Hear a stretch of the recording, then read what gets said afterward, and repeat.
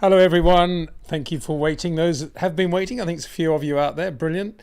A little bit of a stressful build-up to this, and I've got to have a precursor here that my back wall in the garden is just being painted at the moment, and it's just possible that when the painter leaves and finishes the job, the first part of the job, he will kind of walk back through the house, in which case Dexter's going to go berserk, because he's a brilliant watchdog, and I'm going to have to deal with him for about a minute or so, or a couple of minutes. May happen, may not. Bit of a drama ahead of that. And also, I've had I don't know how many other people out there of you do live streams using the OBS platform. I love it. I think it's really good, really user-friendly. But recently, being a Mac man as I am, I've had a lot of issues with it just failing to start or quitting unexpectedly. I think I've got to the bottom of it, but just before I started doing the tests and, just to make sure everything was working tonight, the whole thing collapsed again. So that's why you might have seen a little glimpse of me live on YouTube for about 30 seconds, just staring at the camera, because I was playing around with various settings and I'd forgotten to put the link in from YouTube to OBS. I just had a generic YouTube link to my channel. So that's what that was all about. Hopefully it's all going to work perfectly, and hopefully it's working okay now. Got there in the end, sort of thing. But yeah, what a drama. What a drama all this stuff is. It's never the same. You imagine you just pack it away, but suddenly this has occurred on OBS. I don't know what it is to do with, and there's a guy out there on the internet, without whom I wouldn't be able to be doing this live stream right now, because his advice was to open OBS, then you go into the OBS inner files and you delete specific files, and once you've deleted those, you can then open OBS without a problem, but you can't do it without deleting those files. Okay, got a phone call now from my mate Connor. This is to do with the paintings. I told you this would happen. How am I going to do this? Connor, yeah, mate. Hi, Connor. Yeah. Hello. Yeah. I've tried ringing 3 times, you've not answered. Various phones in the car. All right. Okay. Well, I'll just deal with it when it happens. Don't worry, mate. Don't worry. Cheers. Thanks for trying anyway. Thanks. Okay. Bye. I'll keep Okay. All right. No, it's not that urgent. Don't worry. Okay, mate. That was Connor, my mate here in Spain. Good bloke, actually. Good golfer. And he's got this decorations company. And he's trying to get hold of the painter, who's Spanish. Good bloke as well. But his phone's in the car, so he can't let him know that I'm doing the live stream now. That's why it's all a mess. Isn't that right, Dexter? So, what have we got? What have we got for the show? I wish I could say for the show today. It sounds like I've got lots planned. I haven't really, but what about Carlos Sainz and Novak Djokovic at the Ryder Cup, playing in I think they call it the All-Stars game. But they all got a handicap, which is probably appropriate. And it wasn't exactly the Ryder Cup course. It was the day before. And then Carlos, who loves golf, you look at his face there, brilliant. He played really well. He's got a lot of touch and feel, as you would expect from any Formula One driver who puts their mind at golf. And when they said to Novak, do you enjoy golf? He said, yeah, who doesn't? Who doesn't love golf? Anyway, it's a brilliant occasion there in Rome right now, Ryder Cup. And good to see Carlos doing that. And just being generally very cool and very, what's the word? I'm representing the sport very well, I think. Just very dignified and very humble in everything he said, and just very nice. And that's always been his calling card, actually. I remember an occasion at Monaco when he was at Toro Rosso. I think it was called Toro Rosso then, wasn't it? About his second year, I think. And there was a big event that I was comparing, actually, on a yacht in the harbour for the Grand Prix. And Prince Albert was there. And there was no sponsorship link anywhere. It was just to welcome the teams and drivers to Monaco in the presence of His Royal Highness. And it was about 6 o'clock on the Thursday night. At which point, bearing in mind Friday in those days was a free day, most of the drivers should have been able to come, and would have, I think, in the old days. And yeah, I mean, there might have been a few team things, but there were for sure a few other sponsorship stuff. Anyway, cut a long story sideways, only one driver turned up, and this was a specific invitation from the Prince, Carlos Sainz. And I remember thinking then, wow, that's impressive. But, it's probably A, his dad, and B, Carlos himself is a good guy. And there he is, supporting the European Ryder Cup team. Although he did say, I've got a lot of friends in the American team.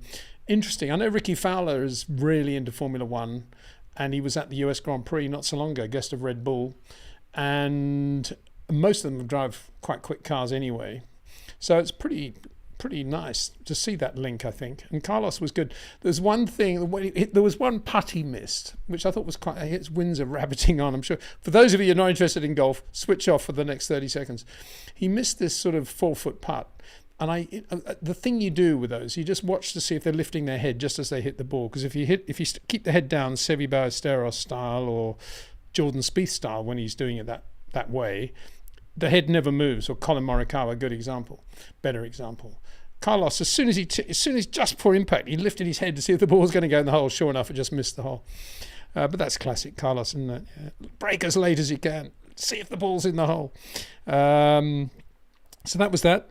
And the other bit of news, I thought this is kind of, I don't know if it's below the radar. I just haven't mentioned it because I haven't had the opportunity really. But Rio Hasegawa is a Japanese driver who's done very well in sports cars endurance events. He's doing Super Formula as well, so he knows his way around single seaters. Announced as a reserve driver at McLaren F1 in 2024, just before the Japanese Grand Prix, and I'm possibly putting 2 and 2 together to get 5 there. But in my view, I mean, he's quick, and that's good to see. I doubt he'll ever be seen in a McLaren Formula One race car. He's probably going to do mileage, I would imagine, in one of the older cars, as seems to be, the fashion quite a lot these days. And I'm sure he'll do all the regular sim stuff. But I wouldn't be surprised if this is Zach Brown's way, very intelligently, I think, to sort of, get Toyota interested in Formula One again, because there's no doubt that Rio has very strong ties with Toyota, and it's the team he wins with. And the president of Toyota was at the Japanese Grand Prix because of this. And I think that's interesting, isn't it? It may not happen. Of course, Toyota were in Formula One before, doing their own car and their own team, but this time around Zach's job will be, of course, to get them to badge an engine or finance a complete engine project. Probably a bit late for 26, but going forward, what a partner. It's crazy that they're not in Formula One. Or they were driven out of Formula One to some extent, I think, by the way they were treated, or not really welcomed as the world's biggest car company that Formula One was quite fortunate to have taking part. There was a lot of resentment when Toyota were in Formula One before, which was completely uncalled for, in my view. Anyway, that's PW's intro to the show. Let's get down to business, because what this show's all about is as much about you guys as it is about me rambling on. And I've got this format. You can see I'm sitting slightly off camera, and that's because I like to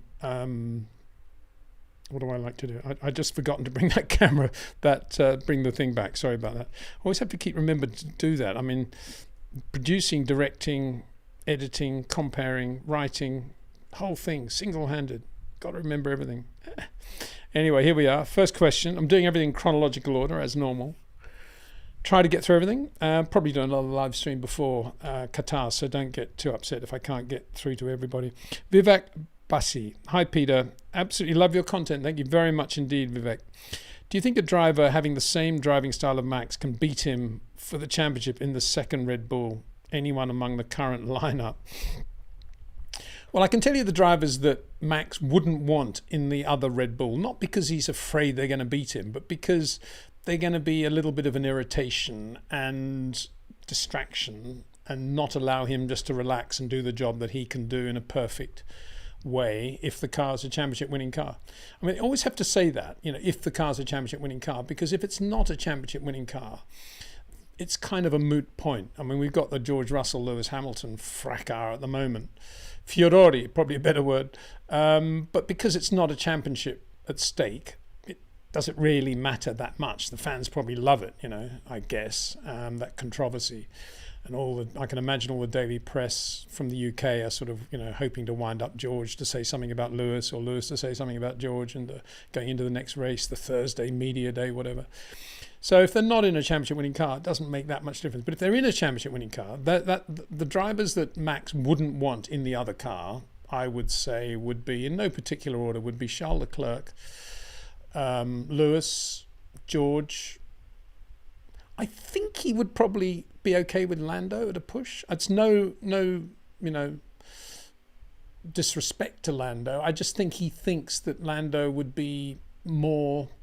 I just imagine he would find Lando a little bit easier to deal with than George. That's all, and just sort of handle in the other car. Probably because of the way Oscar's been going against him, so he probably thinks Lando wouldn't be that much trouble. I don't think he'd want Oscar in the other car. Who else? I think anybody else, to be honest, on the current grid, he'd be okay with. And so the next question is, if you had a driver who drives in the same way as Max, would he be able to beat Max? Well, if you think about Oscar Piastri, is a good example. I think Oscar probably has the level of natural talent that Max has. It's impossible to say at this stage, but it's starting to look as if he has an extraordinary amount of natural talent. And if that's all channeled the right way, and he's in a position to be in a car that's going to reward that talent going forward, he could well end up being, a multi-championship winner. He's got that sort of level of talent, I think. And so, but if he went to Red Bull in 2 years' time, of course Max would destroy him, because Max has got the experience, he knows the team, he knows everything about, there's no way in the world Oscar would ever beat Max in a Red Bull over a season. He might beat him in a qualifying session or maybe a race or two. But I think the answer is Max has been racing now with Adrian Newey for so long and knows the way that he engineers a car, by which I mean designs the car and feels the car and what he wants from the car. Max knows exactly what he needs to do in order to maximize everything that Adrian Newey and his team can do. It's almost impossible to beat Max. I don't think anybody could beat Max going into that car right now. So, yeah, interesting question. Hopefully I've answered that, kind of. Okay, this is another question. Okay, so got to do this back and forth thing. For those that aren't familiar with this, bear with me, because it works out in the end. It's just a little bit clunky, because being a Mac guy, I'm not able to have the plugins that are now allow me to do this stuff automatically. I have to do this manually, all this trimming it to make it fit. But it's kind of in a way, it's a nice moment, because you have time to think about everything, I suppose. Aditya Burley. Hi, Peter. What do you think about Max winning the championship in the sprint race at Qatar next week? You think he should sit it out and let the other kids play so he could win it in the Grand Prix? That's a good question. If I was Max, I'd say bring back the garlands and I'll try and do it in the sprint race. Because if you win the championship, you want a garland, don't you? You want to have that whole thing. You don't want some medal or whatever it is. I don't know what they're giving for the sprint race these days. Medal for the Grand Prix. No, I don't think you play around with it. As soon as questions like that come up with, I immediately think of Monza 79 and Carlos Reutemann saying to me in the rental car, not the rental car, the Fiat, as we drove to. No, it wasn't a Fiat. What was he in? Yeah, it was a rental car. Yeah, he was driving for Lotus. As we drove to the Fossati Hotel, he said, I just been talking to Gilles. And I say to Gilles, you no play with the championship because you only have one chance. And you have chance to keep championship alive tomorrow. Do not give race to Jody. And of course, he did give the race to Jody on the basis that Jody would redress the balance in 1980 and help Gilles win the championship. Of course, that never happened. 1980 Ferrari was a hopeless wreck of a car. So, yeah, you don't play around with it. If you got a chance to win the championship in the sprint race, you go for it. And I'm sure that's the way Max and his team would be thinking. Would they? Yeah, I can't imagine they wouldn't do that. The championship's a big thing. Even in his position and where he's at right now, it's still a big thing to have that championship. I'm slightly nervous every time I go in and out of OBS at the moment that I'm going to press the wrong button and suddenly I'm going to lose the whole of OBS and not be able to restart it. I've been faffing around with it for so long, trying to get it to work again. Because in order to get it to work, you have to delete various plugins, but not all the plugins, just some of the plugins. It's such a drama. I'm sure there's a better way of sorting it. If somebody knows, they can tell me, maybe. Move this one a bit. There we go. Oh, I haven't done it properly, actually. Let me do this. Didn't realize the... there you go. Back again. There we go. Ellie. I'm going to get Ellie. Can I say that? Hi, Peter. Why do you think Ferrari are always painted as the team in a mess? Is it because they're the foreign team to a British sport? Merck, Alpine, McLaren, pre-Austria were worse shape. Well, I don't know. I can only speak for myself. And if you only take your Formula One input from Peter Windsor, you wouldn't think Ferrari team are always in a mess. You would think what I hope I've been saying about them, that they do have great resources. They do have a very good pair of drivers. They've got a very good guy with Freddie Vasseur.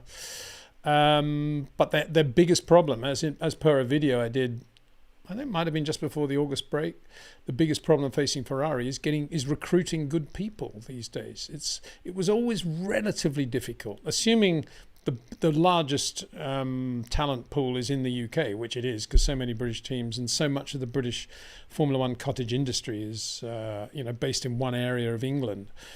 So there's a tremendous talent pool there.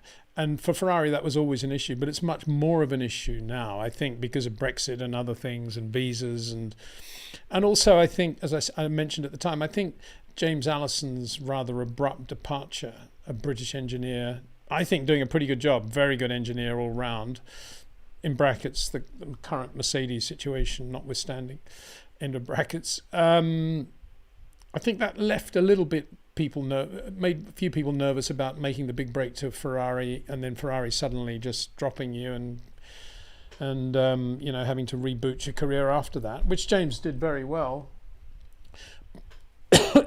But I don't think we're going to have the painting drama now because my wife's just come back. That's great.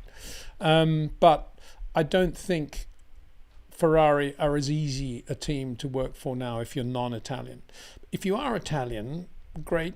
And I think there's a lot to be said about the growth of Europe in Formula One in the next 5 or 6 years, 10 years probably.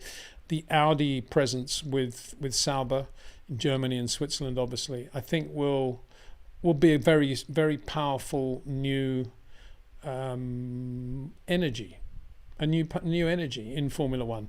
Yes, we all know the Mercedes engine and chassis is all built in the UK, but Audi are not doing that. They're doing everything in Germany and Switzerland, and that's quite a big change. And so hopefully that will help in a way that will help Ferrari in terms of Europe becoming a bit stronger. And I also think that technically, in terms of electrification of Formula One and where we're going with Formula One, probably it's less important to be well plugged into the Formula One talent pool than it used to be. Again, I've got to have a brackets there. Assuming you've got an Adrian Newey or somebody of that ilk at the front of the technology team. And that's a big assumption, of course. And that's what Ferrari don't have. In answer to your question, Ferrari always the team in a mess. I think there's been a lot of discussion over the last 4 or 5 years, correctly so in most cases, about the strategy of Ferrari. And when the strategy goes wrong in any team, it does look like a bit of a mess, doesn't it? So that's one reason they would use that adjective, I guess. And I think if you take Ferrari's history, it's always been very up and down and quite emotional and quite political. And before the days of Bernie, there would be some races they would go to, some they didn't go to. Sometimes they would have a great car, then they have a bad car, then they get the car made in the UK, then they get the car made in Italy again. They're a little bit all over the place if you look at their history, and it's a long history, of course, going back pre-World War II. So if you take all that history into account, and Enzo Ferrari missing races, often having disputes with the Italian Automobile Federation over various bits of homologation for his sports cars and things like that, and then painting the Ferraris in the colours of the North American race team in 64 and 65, blue and white, when the Ferraris look fabulous in North America. Anyway, all that stuff adds up to, I suppose, it's quite easy to say, oh, Ferrari are a bit of a mess. They're not a mess. They're very well organised, like all teams these days, but there are still trays to that. There are still inclinations, I guess, towards committees and making sort of committee decisions rather than one person making a unilateral decision, and that person doing so with an enormous amount of experience and depth, i.e. the way Adrian does. So it's probably that, yeah, you're right. Alpine, I suppose Renault have never been in a position where you could say they've been serene, even in the first years when they were in the yellow turbo car back in the 70s and 80s. Everything was a little bit chaotic at Renault, but they were doing their own engine. And now Alpine, Renault engines, hasn't really changed much, has it? I was asked to fill in an Alpine survey thing the other day on their media service. I won't tell you what I said. Better not. Better move on. Right. RMDS KDBL. It's a very short question, this one. It's probably something that's on a lot of people's minds. How do we do this again? Okay. Delete all that. I'm going to have to go through this and sort of talk to myself as I'm doing this stuff, because over a 2-hour period, I'm just nervous I'm going to press a wrong button at somewhere. So here we go. Move this one back, so center it up a bit so it looks a little bit more proportional. There we go. There we are. Hi Peter, is it too early to put Lawson in Checo's seat for 24? Well, I think the problem will be, if they're going to do anything, they're going to do it after the Mexican Grand Prix, aren't they? They don't need to go to Mexico with all that stuff going on. Because don't forget, Checo brings quite a lot of money to the team.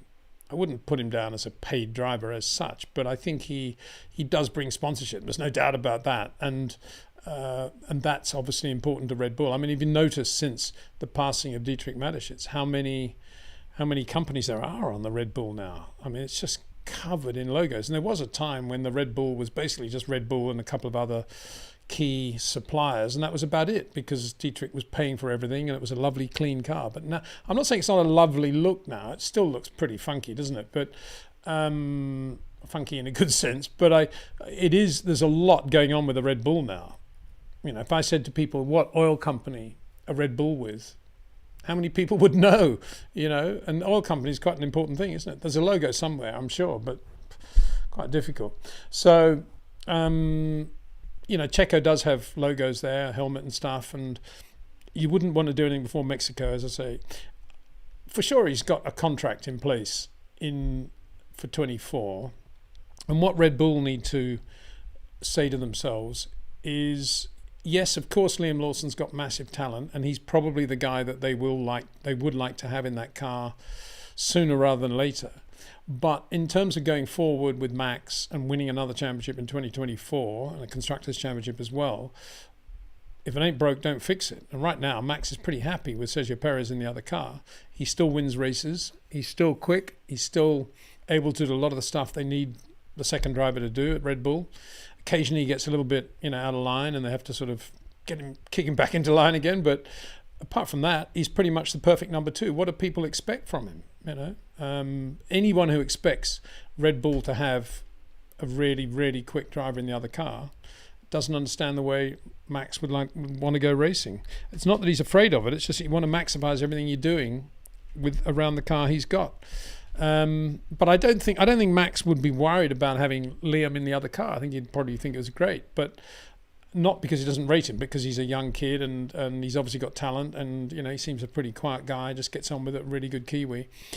But I don't see why Red Bull would need to replace Checo. That's the point, because he's the perfect number 2. When Max needed to be out there on the track in Suzuka, clinching the Constructors' Championship, doing everything his way, just remorselessly destroying the opposition, Checo was sitting quietly in the garage. Perfect job all day. Wasn't causing any trouble.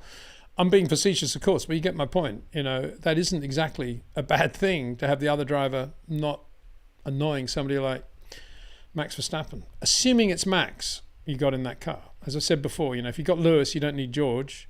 You've got George, you don't need Lewis. Simple as that. But if you've got Max, you certainly don't need Lewis in the other car or George. You need someone like Sergio, in my opinion. Okay. Let's see another one here. I never read these before they come through, and I always say, at some point it's going to come back to bite me, I suspect, but it's part of the joys of, I don't know what, the internet. Is the internet joyful? Yeah, I think it is. Bailey, hi Peter. Lewis's qualifying pace seems to be a little down this season, but his race pace seems to be at its all-time best. Would you agree? Well, I did say, I think, in one of the videos from Suzuka, maybe even the last live stream, that I think if you really wanted to be, how can I think George is probably a little bit quicker than Lewis around the lap now on most circuits. And I think, but not by much, by a fraction. I think he is, certainly in this car. Whether that would be the same in a brilliant championship-winning car, I don't know. But in this car, I'd say George is a bit quicker around the lap, which is obviously very annoying for Lewis. But then Lewis, deep down, always knows that he's a great racing driver and that he will be able to get a lot out of the car when the variables start changing and you've got to start massaging the car, the tyres, the engine, the fuel, the gearbox, whatever it is. Lewis is always going to be there doing that. And he's got this ability, as I've said many times, to think on the last lap of the race as the lights go out. And he's a simple, brilliant racing driver. So yeah, there may be a shade of difference between George and Lewis now over one lap, but I don't think it's significant enough for it to be anything more than something that can be balanced by how good Lewis is in a race situation. And indeed in terms of, if George is slightly quicker, he's very good at saying, and congratulations to George, really good lap, I hope we can finish behind one another or race near one another tomorrow. And I think this, you've got to take that back to Abu Dhabi 21, when there are not many drivers on the planet Earth that would have climbed out of that Mercedes as Lewis did and basically congratulate Max on the podium and go through the podium ceremony the way he did. I'm still blown away at the way he handled that. And if he can handle that, he can certainly handle George occasionally being, or perhaps more than 50%, maybe 58% of the time being slightly quicker over a lap. But I think that's what's going on.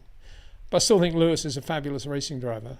And I don't think that we need to think that will always be the case, because I think if it's a different car with a lot more downforce and they've got more setup with which they can play, I think Lewis's ability to create shorter corners and his touch will probably make him quicker over the lap again. I just think at the moment he's a little bit hamstrung by the limitations of the current car.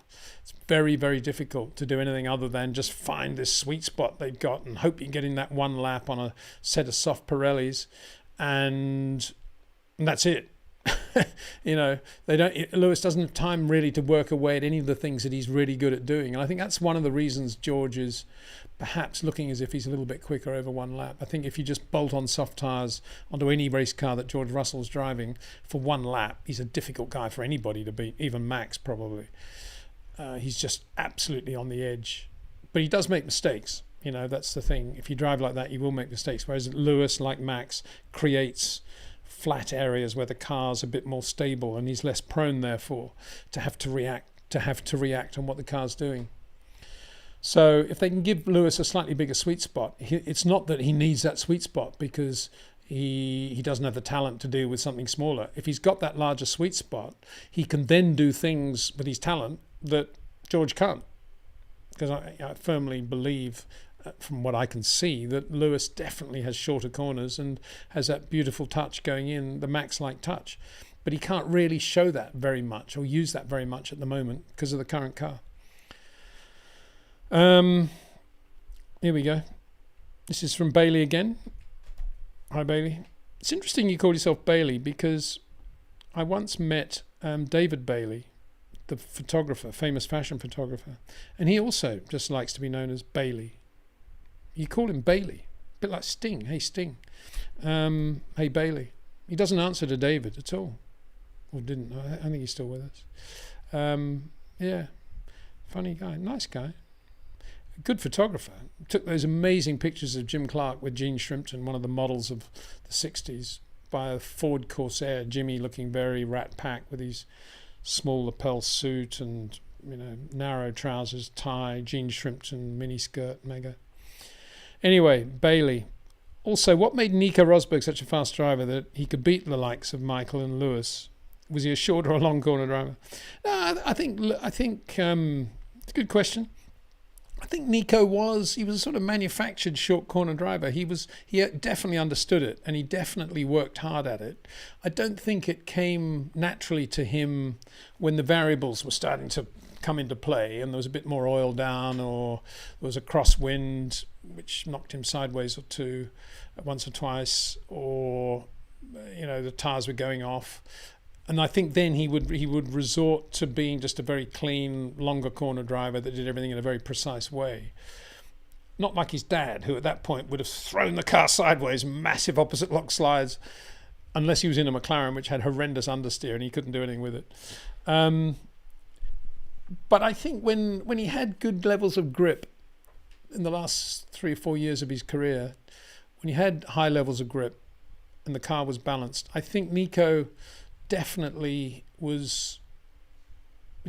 understood the concept of short corners and definitely applied it well, but not with quite the same touch as Lewis. That soft, supple touch that you see still, and we see in Max, which I'd like to say Charles kind of at Suzuka. I think he was pretty good at Suzuka, which was so natural. With Nico, it was always a little bit more. I need to get the car here and there, throttle here, steering there. Yeah. And it would be, you know, it would be good. A bit like Denny Hulme, sort of, you know, the way Denny Hulme developed as a Grand Prix driver was almost systematic. Now I've done this, I will do that. Now I've done that, I'll do this. A little bit like that with Nico. Never stop working hard, never stop thinking about it. And in his own right, let's say if you take a Nico in a situation where he's got the crosswind and he's got the oil on the track and things are starting to slide around and Lewis is in his mirrors, even if Lewis gets him at that point, which usually he did, Nico was still pretty good. You know, the Nico that was sort of the standard default Nico was still very quick, at least as quick as, let me think. I mean, I would say at least as quick as Carlos Sainz at Carlos's best. That would be Nico at his sort of default worst, if you see what I mean. So yeah, he was good. And he was very, very self-critical too, Nico, as a driver, I think, often asking intelligent questions about the art of driving. So I always say this, but here's a gentleman who's been a loyal questioner over the last long period of time, years. Let's have a look. Right. This looks like an interesting circuit. Short corners. Interesting question. Move it a little bit. Just get it right. There we go. Gandalf the Fool. Hi, Peter. Hope you're doing great. I am. Thank you very much, Gandalf. What's your opinion on turn 1 at Shanghai International Circuit? Is this a corner where a great short corner driver can make up time? Thanks. No. It's because it's a bit of a line lock corner, and it's almost impossible not to take Shanghai turn 1 in short corner form, if you see what I mean. It's just like, that's what everybody does. It's what the corner invites you to do. There is no way of actually having a late apex into turn 1 at Shanghai. Just can't do it. So those sort of line lock corners they're always nice to drive, but that's when the Carlos Sainzes of this world they talk about trail braking and, you know, this and that, and they're doing all the things that a guy like Max or Lewis does virtually every corner. Not every corner, but virtually every corner. But for Carlos Sainz, he's only doing it on those corners when there's no other way of doing it. And so, yeah, I'm not a great fan of those corners because I don't think they differentiate very much between the drivers. They just they're interesting to watch, you know, and it's got that nice sort of signature thing, which is the logo of Shanghai, I think, isn't it? And that's all quite clever, but it's not what I would call a great corner. I've actually driven around Shanghai in a race as well. I've raced at Shanghai, would you believe? It's a good corner. I mean, it's a fun corner, but as I say, you know, I'm trying to think of another example of a corner like that. I think it used to be, I think a little bit is the last corner at Barcelona now, be a little bit like that. I don't think there's any way of really doing anything other than what that corner tells you got to do in terms of, I suppose there is just a little bit turning in, so it's probably not a great example. I'll think of one as the show goes on, but thanks for that. Good question. All right, back to what is it? YouTube. I have to go back to. See, my brain gets addled after a while. I'm alternating between YouTube and OBS, in case you're wondering what I'm trying to do all the time. I'm sure most of you know that. Right, here's another one. Looks like an Adrian Newey question. Quite good.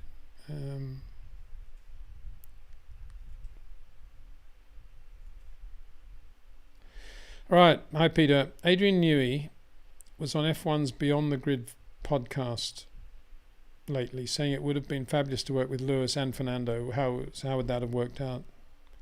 Well, yeah. I mean, it's nice to see him say that. I mean, of course, Adrian, don't forget, is above all a racer. Racing driver, he'd probably like to be described as, who designs race cars in his spare time. And so why wouldn't he want to work with Lewis Hamilton? Why wouldn't he want to work with Fernando Alonso? Why wouldn't he want to work with Charles Leclerc? He would. How would it have worked out? Depends when, of course, he would have done it. I mean, no doubt at all in my mind that if Lewis had gone to Red Bull when Adrian went to Red Bull, or, you know, as soon as he could have, he would have won 1 million championships and races along the way. Absolutely. I think Adrian would have loved to work with Lewis, and they would have been so compatible one with another. Fernando, I think Lewis would have. I think Adrian would have enjoyed working with Fernando, because Fernando's such a racer, isn't he? And he's such a Sunday guy.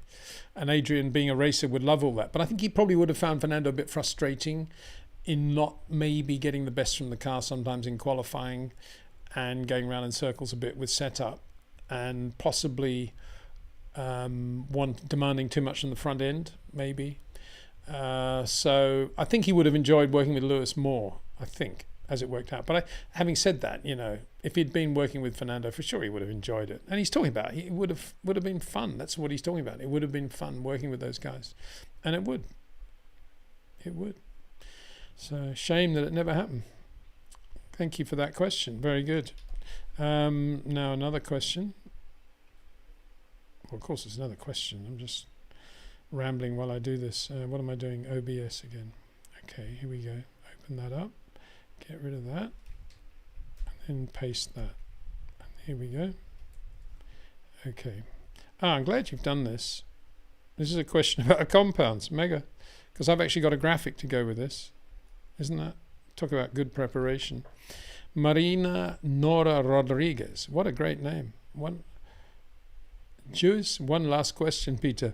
Given that Pirelli has chosen the hardest compounds again, will McLaren be fast again? Thank you. Well, absolutely, yeah. I mean, the pattern's there. Look at that. C1, we see the C1, C2, C3, that is the hardest compound. And we saw that compound in play in Barcelona, where McLaren were mega, Silverstone, where McLaren were mega, Zandvoort, where McLaren were mega, Japan, where they were very, very good as well, and now, guess what, Qatar. So hard to imagine that McLaren won't be really good at Qatar. Of course, there's more to it than that. What that really means is that, I think, is that McLaren have a massive amount of really efficient downforce now from that car, from the center of the car, which is why they can get the hard tyre to work so well. And everybody else, let's keep Red Bull to one side, everybody else can't get it to work as well because they don't have as much downforce. And that's the situation. Now, whether it's a high downforce circuit or medium downforce circuit is kind of that's related to how much front and rear wing they're running. But it's also but the problem for McLaren, I think, still, but we'll see in let's go back. We'll see in the we'll see after Qatar when they go to Austin to some extent. It's certainly in Mexico. We'll see how good McLaren are at getting downforce out of the car, so they can get a higher top speed out of it. That's what Red Bull are really good at doing. They have the same, almost the same, if not the same amount of downforce as McLaren on high downforce circuits. But when it comes to circuits like Monza, they're able to get more out of the car, more downforce out of the car than McLaren can. So it'll be interesting to see, as I say, how McLaren go in that situation. But yeah, I think McLaren will be. There's absolutely no reason to think that they wouldn't be brilliant in Qatar as well. They seem to love that tyre, and it seems to suit exactly the amount of downforce they've got, and it's a lot. That's why they're able to get a hard tyre to work well, because they've got so much downforce. And you can probably say on that basis, Ferrari probably aren't going to be that good at Qatar. Not going to be Monza good, that's for sure. They might be Suzuka good, that sort of level. I mean, that's probably about there where they'll be. And the big question mark is Mercedes, and they can Mercedes can get any of those tyres to work, but only for about 2 laps. And it may be qualifying, it may be the race, maybe full tanks, maybe light tanks, maybe medium fuel with a new set of medium tyres. It may be all sorts of different things, but at some point of any given weekend, Mercedes managed to go quite quickly, but then they're unable to sustain that. It's because they're, in my view, the centre of pressure of the car is moving all the time, and they're having to play around with ride heights in the build-up to qualifying, and they never get a chance to really get a big sweet spot on the car. McLaren at least can, if McLaren decide, well, we're just not going to be that quick on the straight, but we'll make the car work, then they're always going to have a nice big sweet spot, and you're going to see guys like Oscar Piastri really using that. Aston Martin's another story again, isn't it? They've gone backwards really from where they were, and there's a lot of talk about they've been affected by other technical directives which oblige them to stiffen up a lot of their bodywork and wings. But the people I know at Aston, who are not spokespeople at all, but people behind the scenes, technical people, all say that's not the case. They've just kind of taken a few wrong turnings with upgrades. Which is interesting, isn't it? Because when the car hit the ground at the start of the year, it was pretty quick, and that was an Andy Green car. And now Andy's been moved sideways within this great Aston Martin thing, and the new regime are taking over. So it's interesting. I presume we're going to get some questions about the future of Aston, given how badly Lance Stroll's season is going at the moment, and how long Lawrence Stroll is going to be motivated to stay doing what he's doing. And we saw today, Matt Bishop sent I think Adam Cooper came up with it actually, very good, came up with a report. Where are we? I'm just going into my WhatsApp now. Adam Cooper saying Aston Martin posts a $53 million loss in 2022 for the Formula One season. That's quite a lot of money, isn't it? I mean, bear in mind, I don't think Lawrence Stroll, it's not as if he's pouring in his own money. I think he's got a massive, number of investors and leverage going on, and banks and so forth. But nonetheless, it's quite a lot of money for a team that was doing reasonably well. And of course, he had to buy the whole thing in the first place and spend all the money on the upgrades to the factory. And so it begs the question of what would happen if let's say Lance just completely lost interest in Formula One. He's so disheartened by it all and says to his dad, no, I just don't want to race anymore. I'm going to go rallying or skiing or whatever he wants to do. What's his dad going to do? People say, he'll take on a different role then. He'll be like the team principal, and Lance will still be part of the team, and Lawrence will make it bigger and better and get faster drivers. I don't think he will. I think he'll want an exit strategy very quickly. I think he'll want to get his money back and make a little bit on top, and I think he'll get out of it. That's what I think will happen, because I only think he's only in it in the first place to see his son achieve the results that the father, believes the son is capable of achieving. And right now it's not getting very well for Lance, is it? Right, another question. Where are we? Going to YouTube now. That's it. No, going to ABS. Here we are. Right. Sorry about all that. As I say, thinking about things, answer is talking and trying to run the whole thing. It's not massively easy for somebody with a brain as small as mine, but we get by. Okay, this one is from Hans Horix. Hi Peter, do you think a very hypothetical switch of George Russell to Red Bull and Sergio Perez to Mercedes could work? Max would put George in his place and Lewis wouldn't humiliate Checo.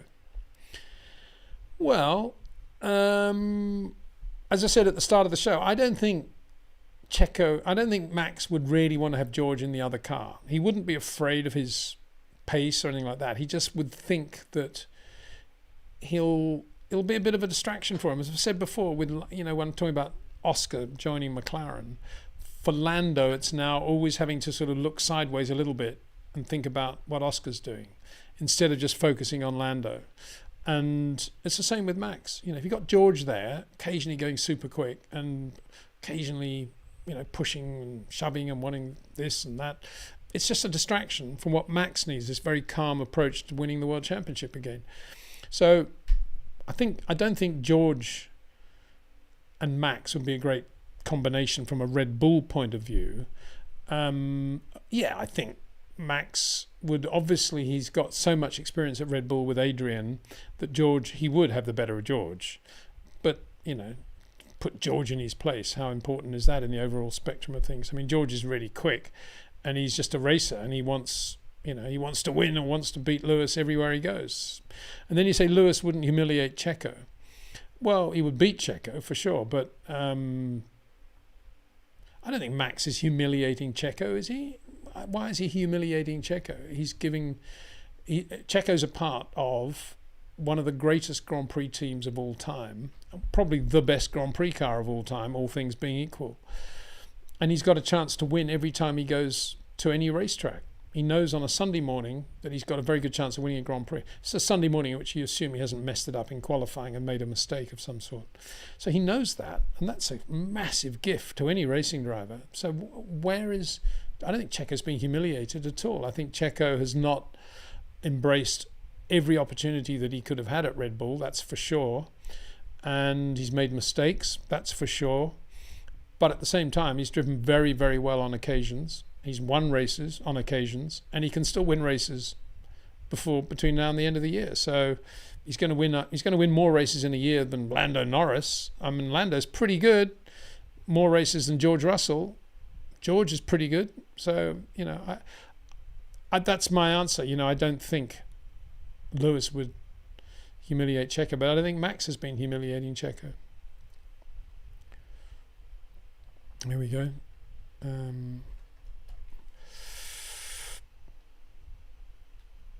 So another question. I say another question because what else can I say? I don't really know what it is until I see it.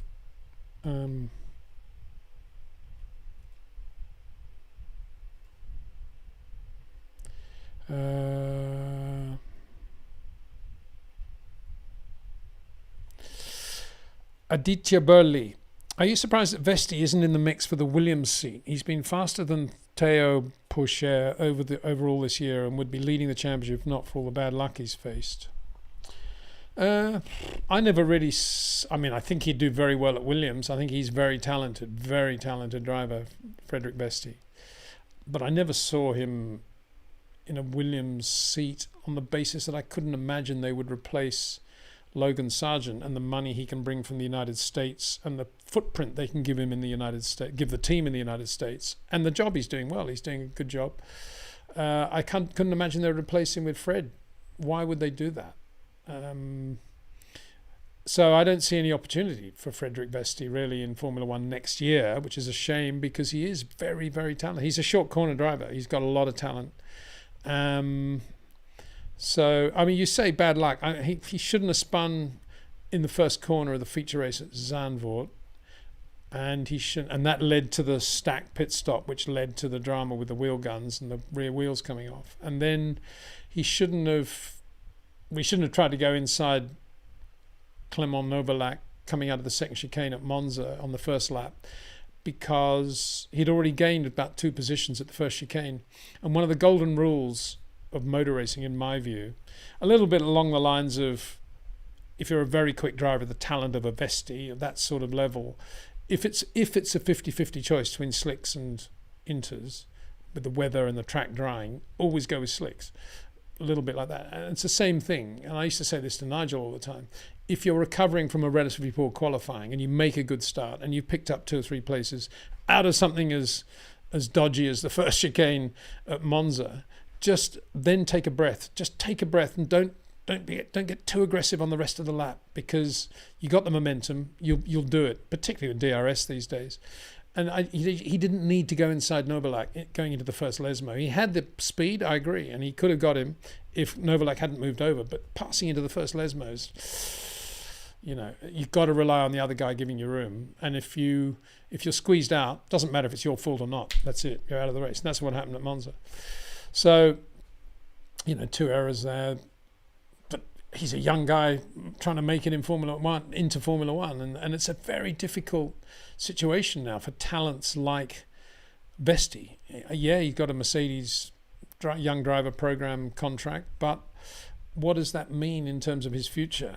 I can't see. I mean, I think he's going to be in the car in Mexico, isn't he, on Friday morning, FP1.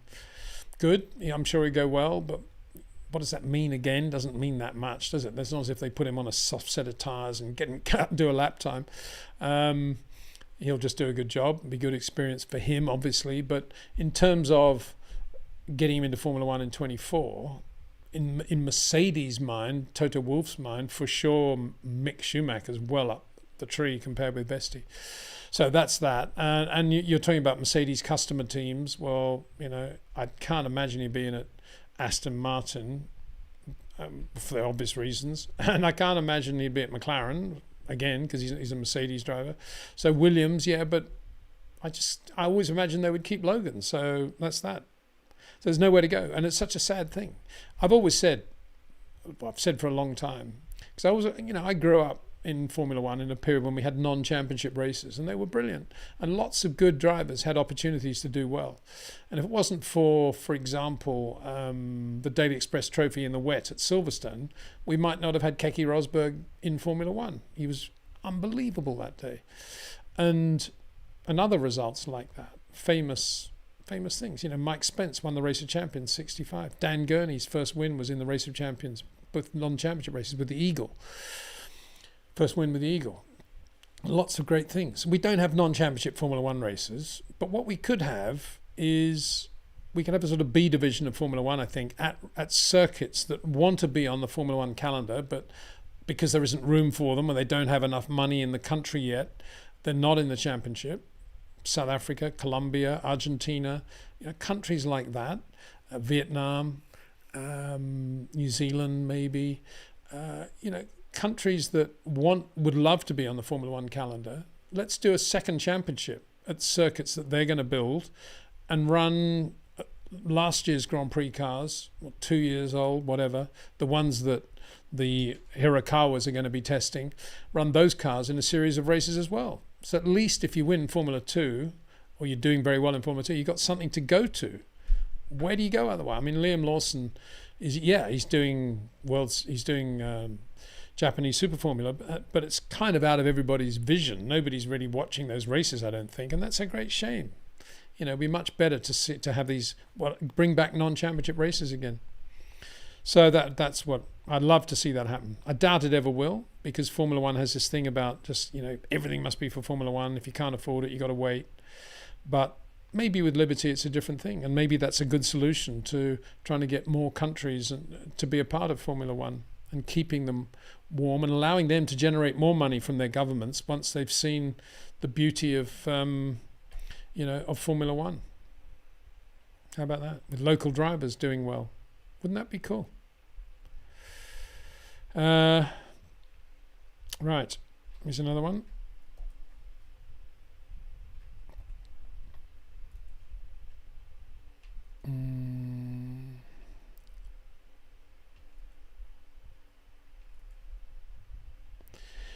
Robert Van Zant. Hi, Peter. I've heard stories that Max Verstappen had a difficult upbringing and Jos was hard on him. Do you think that upbringing has moulded him into the driver he is today? Kids are entitled now.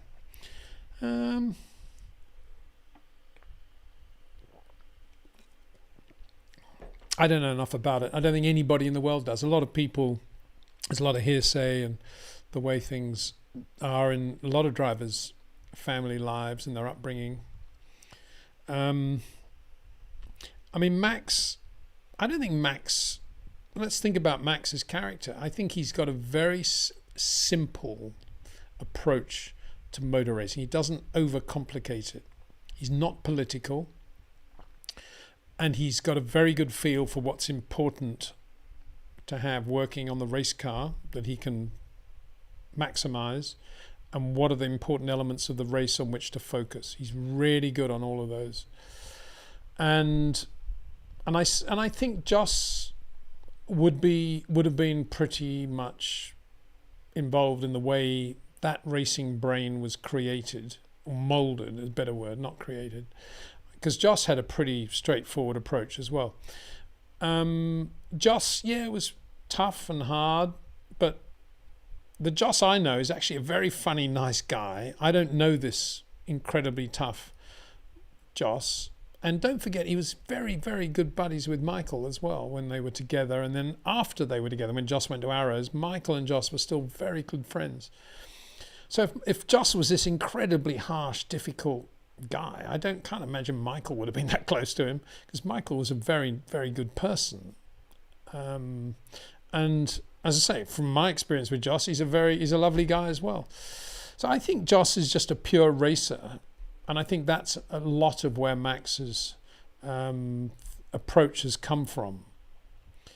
And so I mentioned in the last video that I think Carlos Sainz's father should take a lot of credit for the way Carlos Sainz younger has evolved as well. He's a very dignified guy that can turn up at the Ryder Cup completely out of context and everybody loves him. And he settled in beautifully and looked the part, didn't say the wrong thing at the wrong time, didn't want to upstage anybody. He let everybody else talk. He spoke when it was appropriate. Just did everything correctly. And quite often you have racing drivers who don't do that. And then the Monaco thing as well that I mentioned. So I'm happy to give a lot of credit to Jos for the way Max is, and I think it's all good. I know all the stories, but I don't think I don't know. It's all gossip to me, and I just don't. I let it go in one ear and out the other, just the way I am really. So thanks for that question. Right. Okay. Another question here of, let me get rid of this one. This person is sorry to bring up Monza again. Don't be sorry. Monza wasn't that long ago. I mean, if this was a normal championship circa 1968, we wouldn't have had any races since Monza. Had two, as it happens, in 2023, but that's another story. Eugenics. Hi, Peter. Sorry to bring up Monza again. What I was referring previously was the race behaviour. Should it be heart out, killing tyres, fighting Red Bull, or more calculated and planning P3 from the start? Sainz and Leclerc.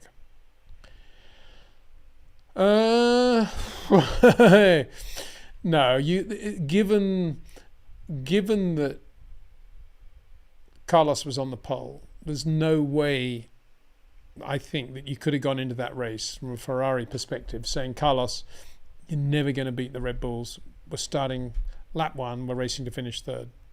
Look after the tyres, look after the fuel. If we're going to finish first, it'll only be because one of the Red Bulls or both of them retire. And if that happens, brilliant, but we want to be in strong position to finish third. I don't think you'd do that. I don't think Carlos Sainz would accept that, and nor would Charles Leclerc accept that. You can't do that. If you're on the pole at Monza in a Ferrari, you race. Of course, you try to get the maximum out of the car, and you try to extend the stints for as long as possible, use as little fuel as possible, and you try to break the DRS, and you do all those things. But that's the only way to race it. and I don't know whether you're talking now about the end of the race when Charles was putting a lot of pressure on Carlos as well. But again, to me, with DRS, what was Charles supposed to do? I think he did the right thing because he was saving fuel. You never know what's going to happen. Of course, it was not particularly comfortable for Carlos Sainz at that point, but Carlos had the benefit of free air, so his tyres were pretty good relative to Charles, I think, at that point. So, no, not pretty good. They're about the same. About the same. And I think it would have been quite difficult for him to pass, wouldn't it? And I think if they'd been any closer, Ferrari might have well got involved. But he did the right thing, and it all worked out. Dropped back and finished P4. He did exactly the right thing. But no, I don't think you can do that planning from the start to finish third.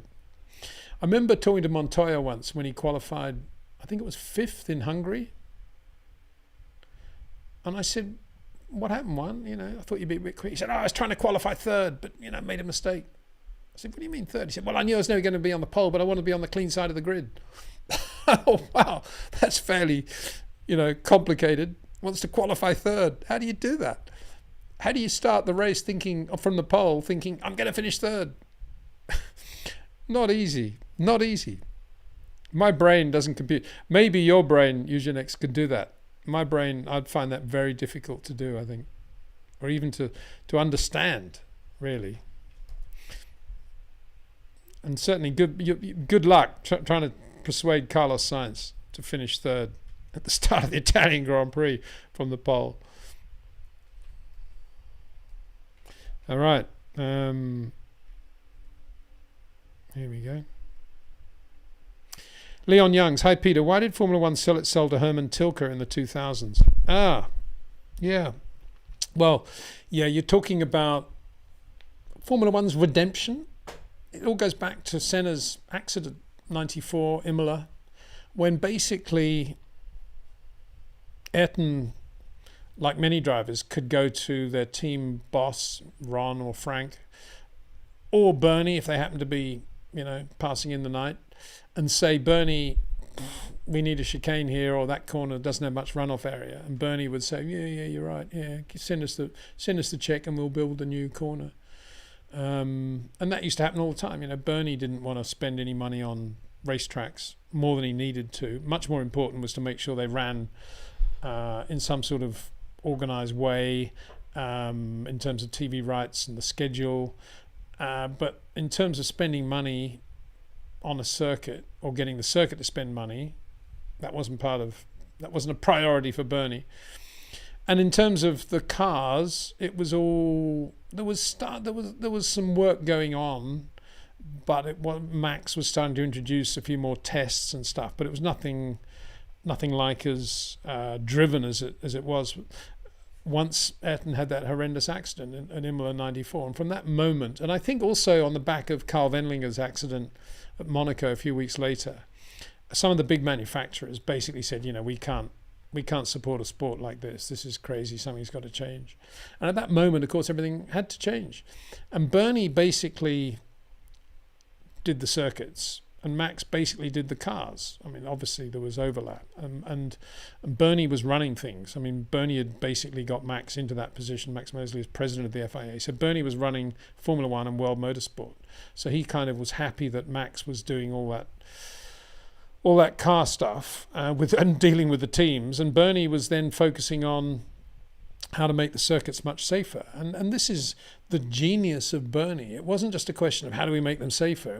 This is an opportunity to create a new era in Formula One where we have absurdly extravagant racetracks with massive runoff area, huge pit complexes, and we get governments of countries to pay for these.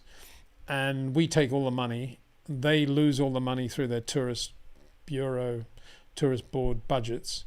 And if they want to be on the championship, that's what they've got to have. And he commissioned Herman Tilke to start designing circuits in association with what he wanted to do, also with the TV package, which was obviously to continue to produce all of the television footage. And at that point, not all the circuits were using FOM. Some of the circuits still had host broadcasters. For Bernie to get control of all of that, do everything in-house, and much more importantly, on these new Tilke circuits, he could make sure that that hoarding in the background at that particular angle would give that particular sponsor that particular amount of time on the live broadcasts. So he was in total control then of how much exposure he could offer all the companies that he felt he could get into Formula One to support Formula One. So he had massive control over everything. So it wasn't just a safety thing. It was creating these circuits around television and safety and the facilities that he envisaged Formula One deserving. The luxury of the Paddock Club, the luxury of the meeting rooms at the flyaway races, the motorhomes, everything else, the width of the pit lane, all that stuff. And he needed an architect who understood exactly what Bernie wanted to create, and that was Herman Tilke's company. And it all started, if you look at it, 94, and I think they broke ground at Malaysia, the first Tilke circuit, about 98, around there. And that was the start. So it was about a 4-year period. Formula One went from the previous era. Ayrton had his accident. And then they went into this whole new era, the cars and the circuits. So that's why Formula One sold its soul. And don't forget, Formula One didn't sell its soul because Bernie controlled everything anyway. He controlled all the money that the teams were earning. He generated all that money, and he was in control of it all. He was in control of the amount of money the FIA had and that Max had. And he was in control of the television, and he was in control of the TV rights, the hospitality rights, the travel rights, circuit signage rights. He was in control of everything. So it wasn't Formula One selling its soul. Formula One basically was controlled by Bernie, and he sold Formula One's soul, if that's how you want to see it. If the soul of Formula One was the magnificent old Spa circuit, or Brands Hatch, or Watkins Glen, yeah, Bernie sold that soul. And all the teams said, yeah, great, we'll go along with you, Bernie, because you're making us more money than we ever thought possible. That's why Bernie had all the backing of the teams, because he made them all so much money. You know, before Bernie really got powerful, Ron Dennis, Frank Williams knew what bankruptcy was all about. But as a part of this new Formula One that Bernie created, they all became trillionaires. Beyond their wildest dreams. Interesting, isn't it, when you look back? All the catalyst was Ayrton. And the catalyst, I say Ayrton, because at Imola, Ayrton had asked, in the build-up to Imola, had said to Gerhard Berger, you know, we need to do something about Tamburello. And they all thought, yeah. And he mentioned it to Frank over the Imola weekend. And Frank mentioned it to Bernie. And Bernie said, I'm just getting the next question, that's why I'm not looking at the camera. Bernie said, yeah, good idea. Frank, ask Ayrton how he wants to move that river on the outside there. And if it needs a bit of money, I presume Ayrton will send that money, will he? I'm only paraphrasing, obviously, but that was basically, it wasn't just Imola, it was many circuits. You also got to think under that heading, I know we've got another question from Rod Knowlton there, but you've got to think of another point here, and that is that one of the reasons Ayrton had that accident, one of the main reason probably, what am I doing here? I'm probably making a massive mistake with this mic now. Feels very loose, there we go. Was the totally inadequate so-called safety car, which was basically appearing for the first time in Formula One since '73, and it was an Opel Record or something, absolutely standard road car, standard tyres, no competition brakes, nothing, and it was driven by Max Angelelli, who's a very, very fast racing driver, very good guy, intelligent guy, does American Le Mans these days. He's probably retired now, but really quick Formula 3 driver, won a lot of sports car races.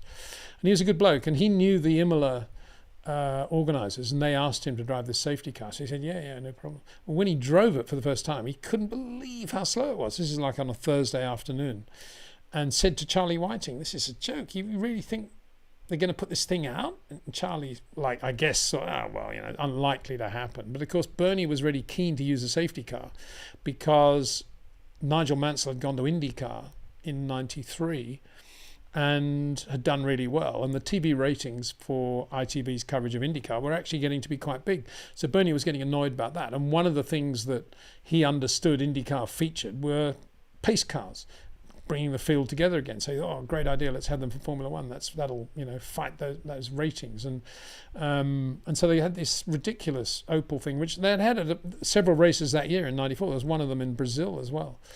And Max then, on the Thursday night, went down to the Porsche Cup paddock and, hey Dex, how you doing? And persuaded Porsche to lend him their guest race car that wasn't being used that weekend, which it would be a much better car for him to drive as a safety car. And when Bernie found out, he said, no, absolutely no way, stay with the Opel, because he'd obviously done a deal. And so that's the reason Max had to drive that ridiculously slow car. And the reason that the tyre pressures and the tyre temperatures dropped so much when Ayrton was behind that car, and the reason the thing bottomed out when the race restarted. So, Bernie also improved the safety cars as well. Rob Knowlton, hypothetically, let's say someone designs and builds the fastest Formula One car imaginable. Adrian Newey, given the characteristics of such a car, who of the current field would be fastest in it? You guys love these questions, don't you? Basically what you're saying, who is the fastest driver in the world? All things being equal. Yeah,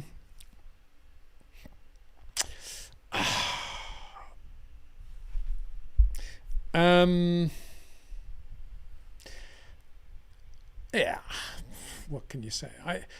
I think it's hard to imagine it wouldn't be Max, given how many laps Max has driven in very, very good racing cars in the last couple of years. Equally, if it's a very, very good and fast racing car, which implies that it's got a nice sweet spot, it's perfectly balanced, high grip level, it's got everything you want, it's impossible to imagine that Lewis wouldn't be super quick in that, or Charles, or Oscar Piastri, or George Russell, or Lando, a little bit behind perhaps, shade maybe.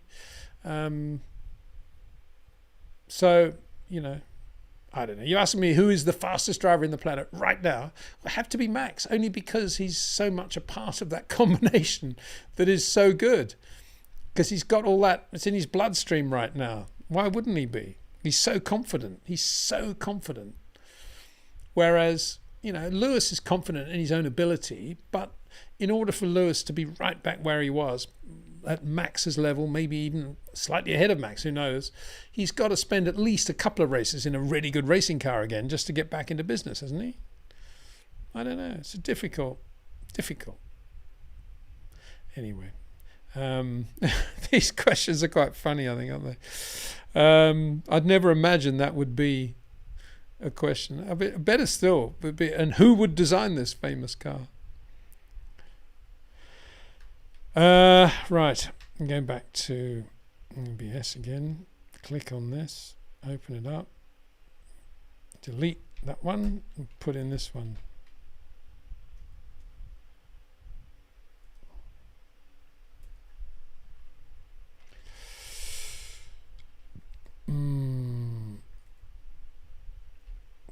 Elliot Davidson. Here we go. Hi, Peter. Love the work. Thank you very much, Elliot. I don't really see it, Elliot, as work, but anyway, there you go. I'm sure some people think, what's this old rubbish Windsor's doing? My first Grand Prix was 2018, and I was shocked at the size of the cars. Which era do you think had the most ideal combo of size, lightness, shape for your eyes?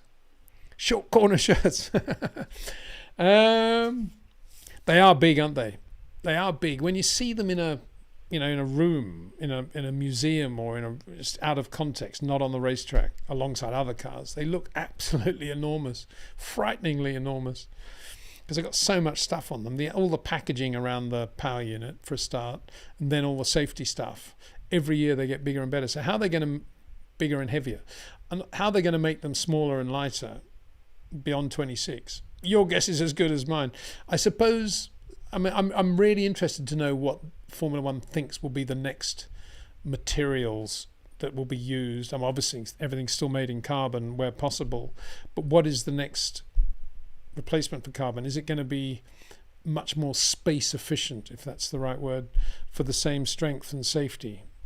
Interesting to know that, to ask around, really.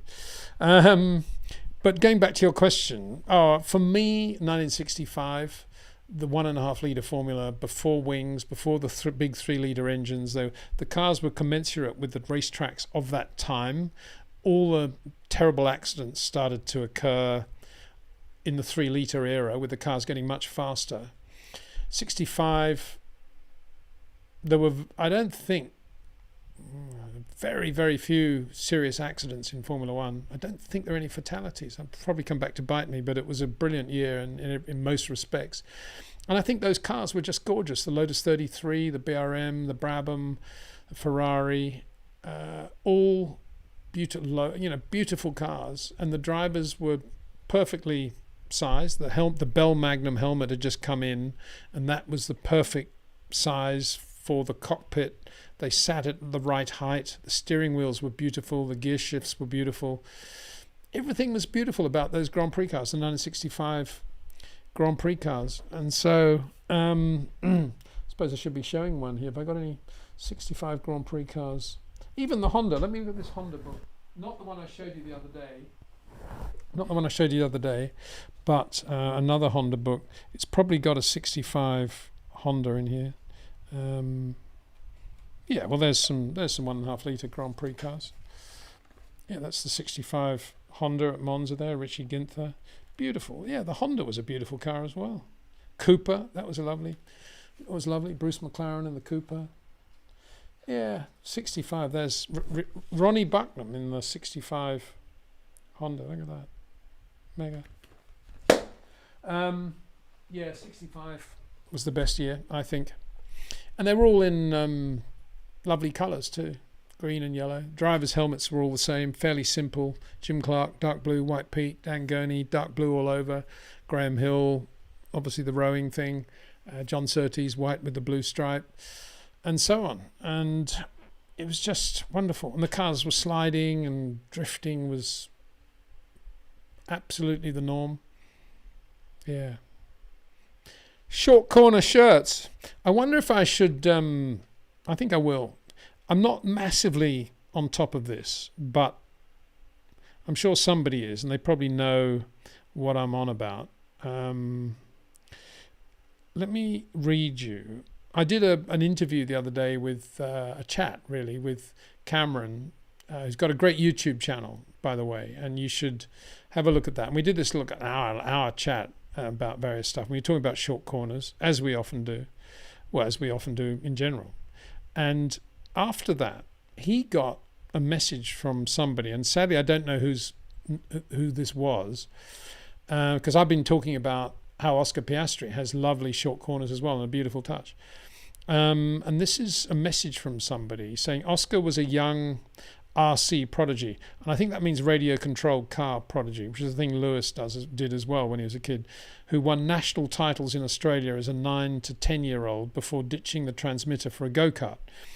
The best of the best in radio controlled are absolute masters of the short corner style of racing that Peter loves to go on about.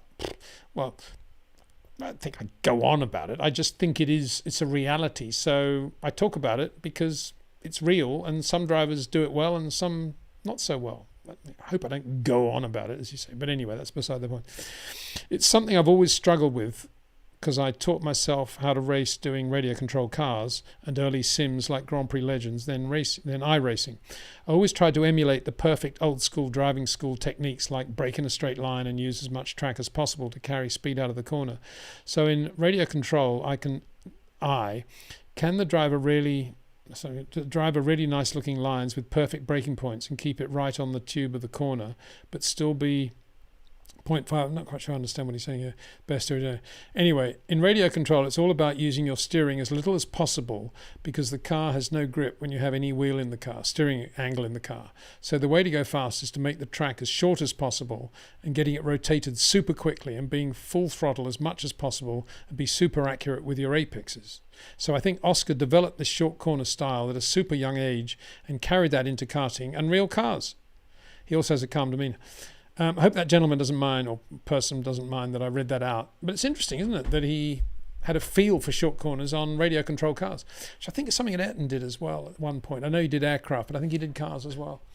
And there's no doubt in my mind that he does have that feel. And having said all of that, I'm not sure that I think he could understand the logic, a bit like Nico Rosberg. You could understand the importance of short corners, but you still need to have the feel to do it in terms of lateral load, braking load, the transition thereof one to the other, and the suppleness of the footwork and the handwork in order to keep prevent the front from understeering too much.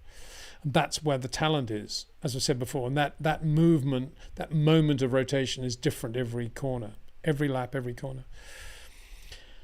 But it's interesting, isn't it, that Oscar has that background, or that came in from there. Short corner shirts, absolutely, yeah. Somebody out there designed them. I will wear them. There you go.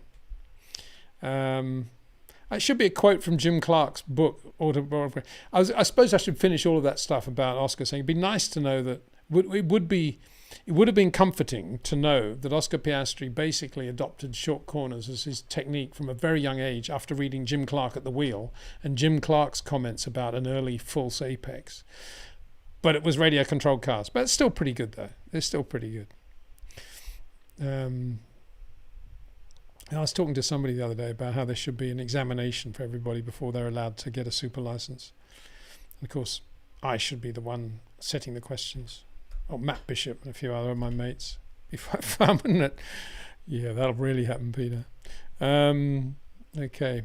Ronald Van Huffelen. Hello, Peter. Do you think Thatcher Norris perfect partner in the Red Bull is?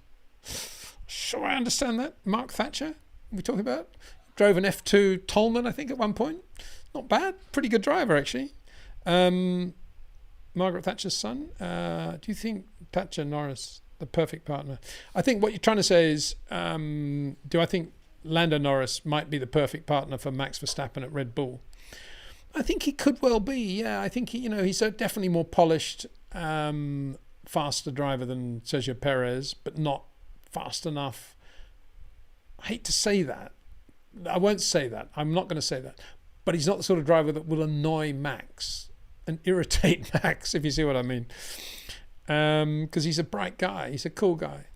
But he's quick enough, probably, to be a bit annoying.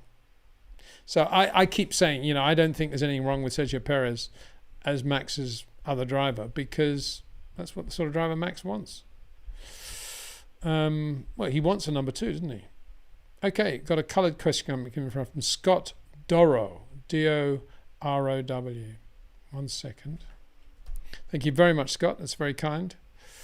Elevates you immediately to the front of the queue. I'm not very good at managing that thing, as you all know. Scott. Why is that doing that? So here we go. 1 second.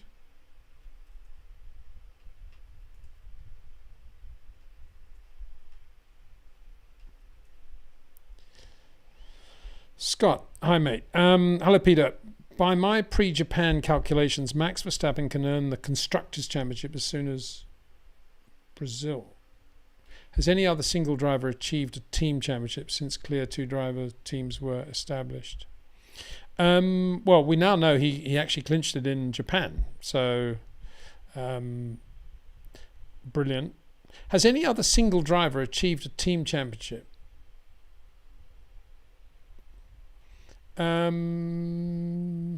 Quite sure what you mean by that. Because, of course, Sergio won races and he's very much a part of that Constructors' Championship that Red Bull are now celebrating. But are you saying he won it because he was on the track on his own and Perez was in the garage for most of the race? not sure I understand the questions. I mean, I know you jumped the queue with that. Thank you very much. But I'm not quite sure what you mean, to be honest, because he did win the Constructors' Championship in Japan, and he could win the Drivers' Championship in Brazil. No, in Qatar, in the sprint race, if not the Grand Prix. So he's doing it all really early, and it's kind of all over in terms of who is going to win the championship. But there's still races out there to be won, and my bet is that Max will still want to win all those races post-championship as well, because he's a total racer. I suppose if there's a chance for Perez to win a race or two and Max is running second, he's not going to push him quite as hard as he might have, but that's about the only difference. Does Max worry if Perez finishes second or third in the championship? If they won the Constructors' Championship, I don't think he cares very much, does he? Wouldn't have thought so. So I haven't done a very good job, but I didn't really understand the question. Sorry. There's a lot of questions. And time marches on. It's 25 past. Snowline says, hello from Canada. Hello, Snowline. Jesus is the Truth says, hello from Germany. Right, I'm going to go back to kind of where I was. I'm having to go right back to the top again. It feels as if I haven't done any questions at all. Done that one. That one. Okay, here's another one. Blue Planet. Blue Planet's asking this question because he knows what the answer is. I know he knows he knows what I'm going to say anyway. Quite funny, isn't it? You guys are all brilliant. Blue Planet, how quick was Mansell compared to Prost and Senna? Well, he was at least as quick as Ayrton. He was quicker than Prost.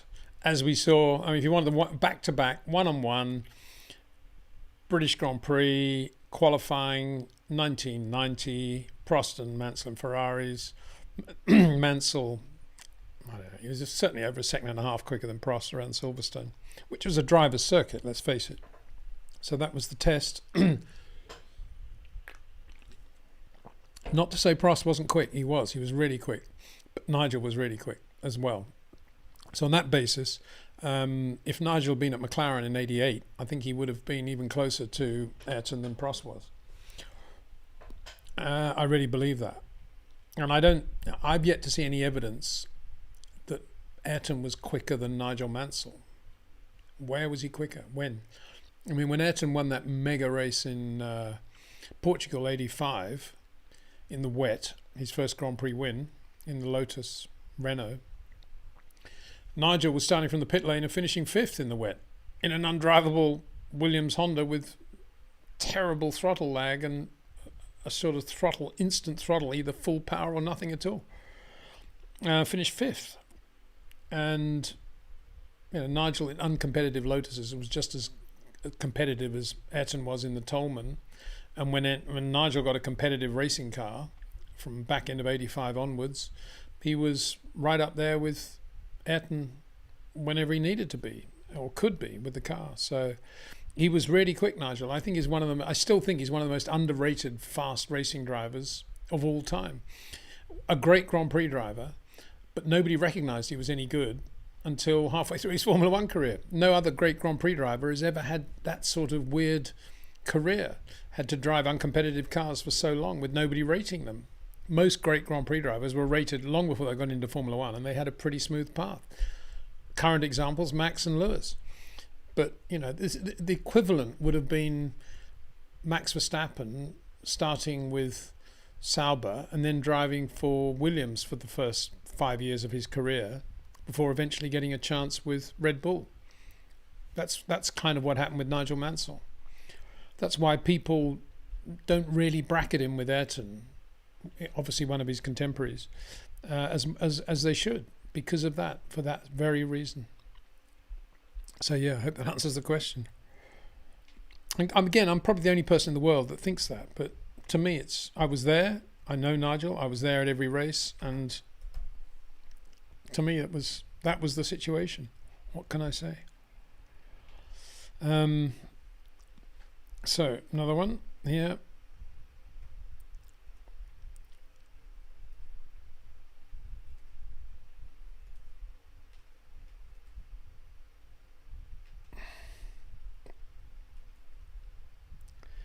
So, John Doe, hi mate.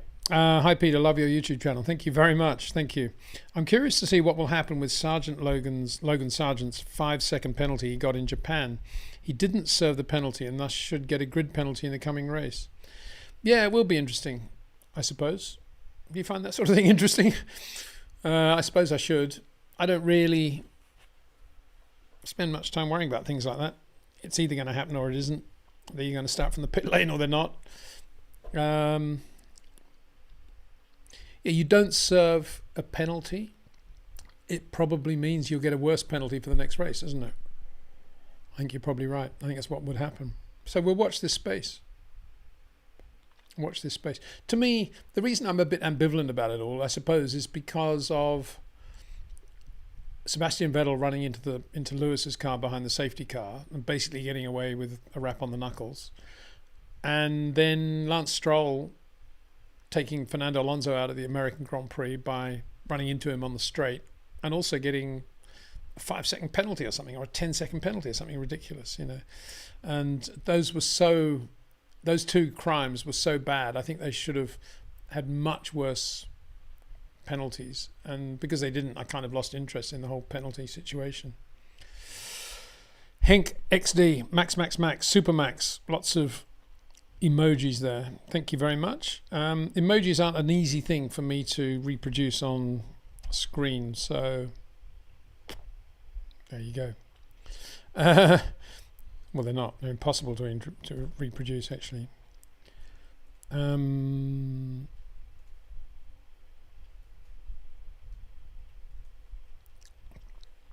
Hi, this is a good question, I think. Hi, Kenna Ukiwi. Hi Peter, love the channel. Thank you very much. Can you speak on driver development? How the introduction of DRS has hindered the development of young drivers' overtaking and defending skills? I tell you what I think is a worse problem than the DRS problem is the rule defining the movement under braking approaching a corner. And then the causing of an accident rule. I go on, I mean, if you want to say what I go on about that a lot. I think the weaving on the approach to a corner to stop somebody overtaking, I kind of get that. But the braking area is so short these days that there's only a limited amount of weaving you can do, and it's probably going to be just 2 movements. So, and is that a real issue? And beyond that, the real problem we have is the problem Carlos Sainz faced in the Australian Grand Prix for the restart, where he was penalised for basically being on the inside of somebody who was trying to pass him on the outside and using a bit more road and effectively forcing that driver off the track and getting a penalty. Whereas the racing world in which I have come from, which is based around a lot of very, very good Formula One drivers from the past, obviously, past eras, the basic golden rule was, if you want to pass somebody on the outside, great, go for it. But you don't turn into that corner until the guy on the inside turns in. It's his corner. But if you want to pass him on the outside, go for it. Today, the rule is, yeah, of course you can pass on the outside. And if that guy on the inside even deigns to move half an inch towards the, away from the center of the inside, he's the one going to get the penalty. Go for it. Which is absolutely ridiculous, I think. And that's because it's all that happened because of some survey, I think, where they, guess what? All the fans want more overtaking in Formula One. Duh. But if you actually put a byline under that and say, do you want more overtaking in Formula One? If it means that every time somebody tries to pass on the outside, the guy on the inside is going to get a penalty, everyone will say, oh no, we don't want that. But they didn't do that. All they said was, we want more overtaking. So one way to have more overtaking is to make sure there's a lot more overtaking on the outside. And to have more overtaking on the outside, we've got to make sure that the guy on the inside gives the guy on the outside a lot more room. And therefore, if he moves a millimetre, we're going to penalise him. That's where all that's come from. And so if you're a young driver today, from, I don't know, it probably applies in karts. I can't even say coming in from karts or from, Freck or whatever, because it's ingrained now in the way a young driver's psyche that, yeah, it's perfectly okay to go down the outside. And if that guy moves, he's going to get the penalty. And that's the way they think. They think in terms of penalties, probably. It's a bit like rugby now, force the other team to make the penalty, to make the mistake, so you get the penalty, induce them into the penalty. It's considered to be great rugby. And I don't like that. I think it should be about attack and defence. And if a driver does something stupid, he should get massively penalised, like Lance Stroll taking Fernando out on the straight in the US Grand Prix. But otherwise, if you go down the outside of somebody and then he basically uses all the road and you're off track, you won't go around the outside next time. That's good motor racing to me. And that's where it's all come from. I don't think it's DRS as such. I think when they get into a DRS train, a lot of young drivers probably think, oh, I'm in a DRS train now. There's nothing I can do. I can't overtake, can't do anything. I'll just sit here. And they kind of probably lose enthusiasm for the art of overtaking and racing. So yeah, DRS probably has a very detrimental effect in that respect. And I just hope it goes. I just hope they get rid of DRS altogether. I mean, the whole premise of the 2021 Grand Prix car is that it's easier to follow the car in front and have more overtaking. And if that's the case, get rid of these artificial things like DRS and let them overtake. And on the fast circuits now, you don't need DRS. In fact, it's dangerous. As I've said before, somewhere like Baku, to me, DRS is dangerous because it accentuates the speed differential. And there's nothing more dangerous in any form of motorsport than speed differential, a slower car and a much faster car. It's asking for trouble. We don't need speed differentials that great. And that's what we're getting now at Baku and other circuits with long straights and long DRS areas. We're getting the same speed differential. And it worries me a lot. And so, yeah, I would get rid of the rule, the punitive rule about, the guy on the inside is the guy who's made the mistake. If the guy on the outside runs out of road, I'd get rid of that rule. I'd allow them to do more moving under braking, because I think that is the art of defence. But it needs to be done well, obviously. Shutting the gate, that's a different subject. I'm not talking about that. I'm talking about, carefully positioning the car and going for a move, anticipating what the guy behind is going to do, trying to use all the road. That's good motor racing. And then finally, I would get rid of DRS. Definitely. It's a good question. Thank you very much. Went on a bit, didn't I? Sebastian Simeon.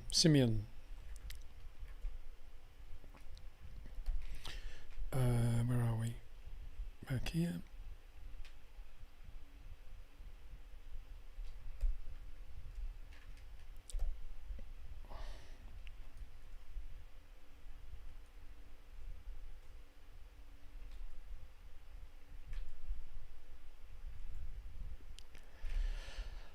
Hi Peter, I was wondering if you ever watched some of Max's iRacing onboards. It would be interesting to have your opinion on whether his real life driving particularities can be found there too. I haven't really watched any of the iRacing stuff, so I've got so many other things I need to do in my life.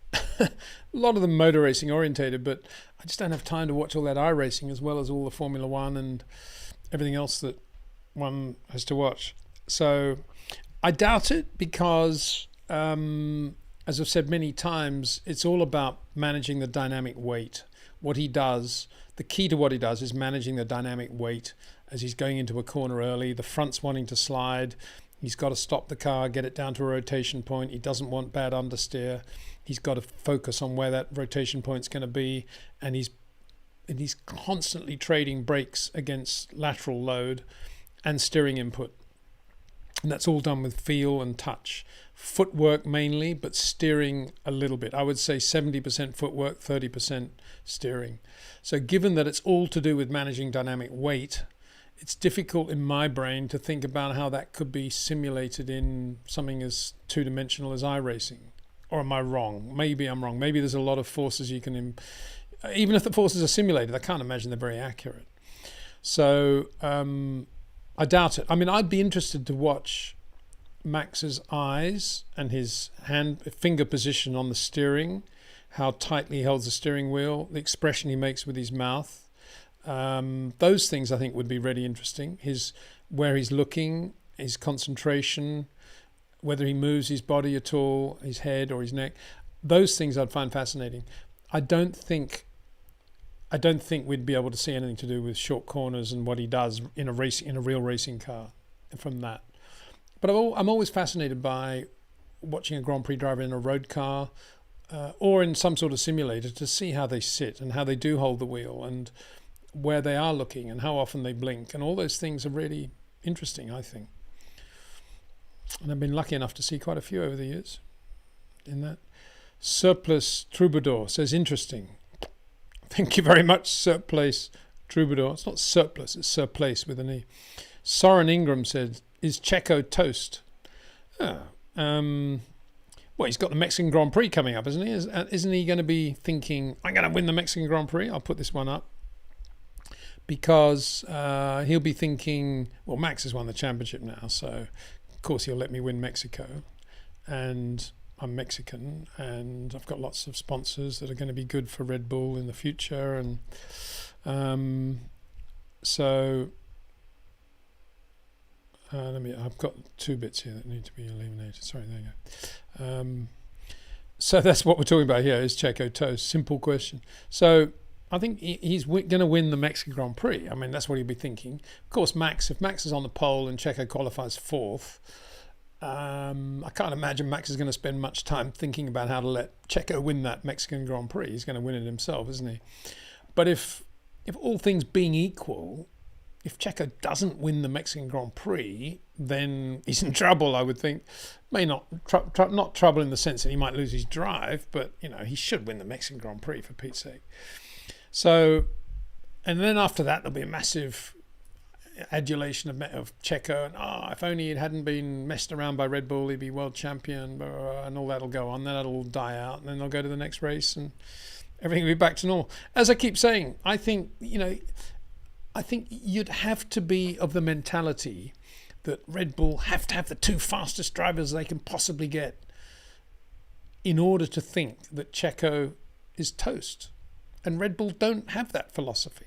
Correctly so, in my view. They have the philosophy of, we've got Max Verstappen, we will run the team the best we can to enable him to win the Drivers' and Constructors' World Championship. And in the other car, we'll produce the best possible car we can to have a driver that isn't in any way going to cramp Max's style, but if Max has a problem, is quick enough to win Grand Prix, and if Max doesn't have a problem, still to get quite a few podium finishes. To my mind, Checo fills that bill perfectly. So where's the issue? I don't think there is an issue.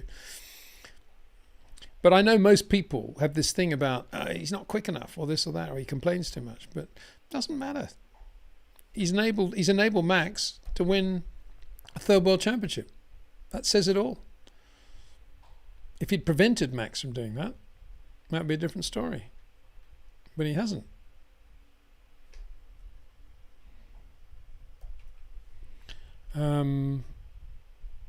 So here we go. Here we go.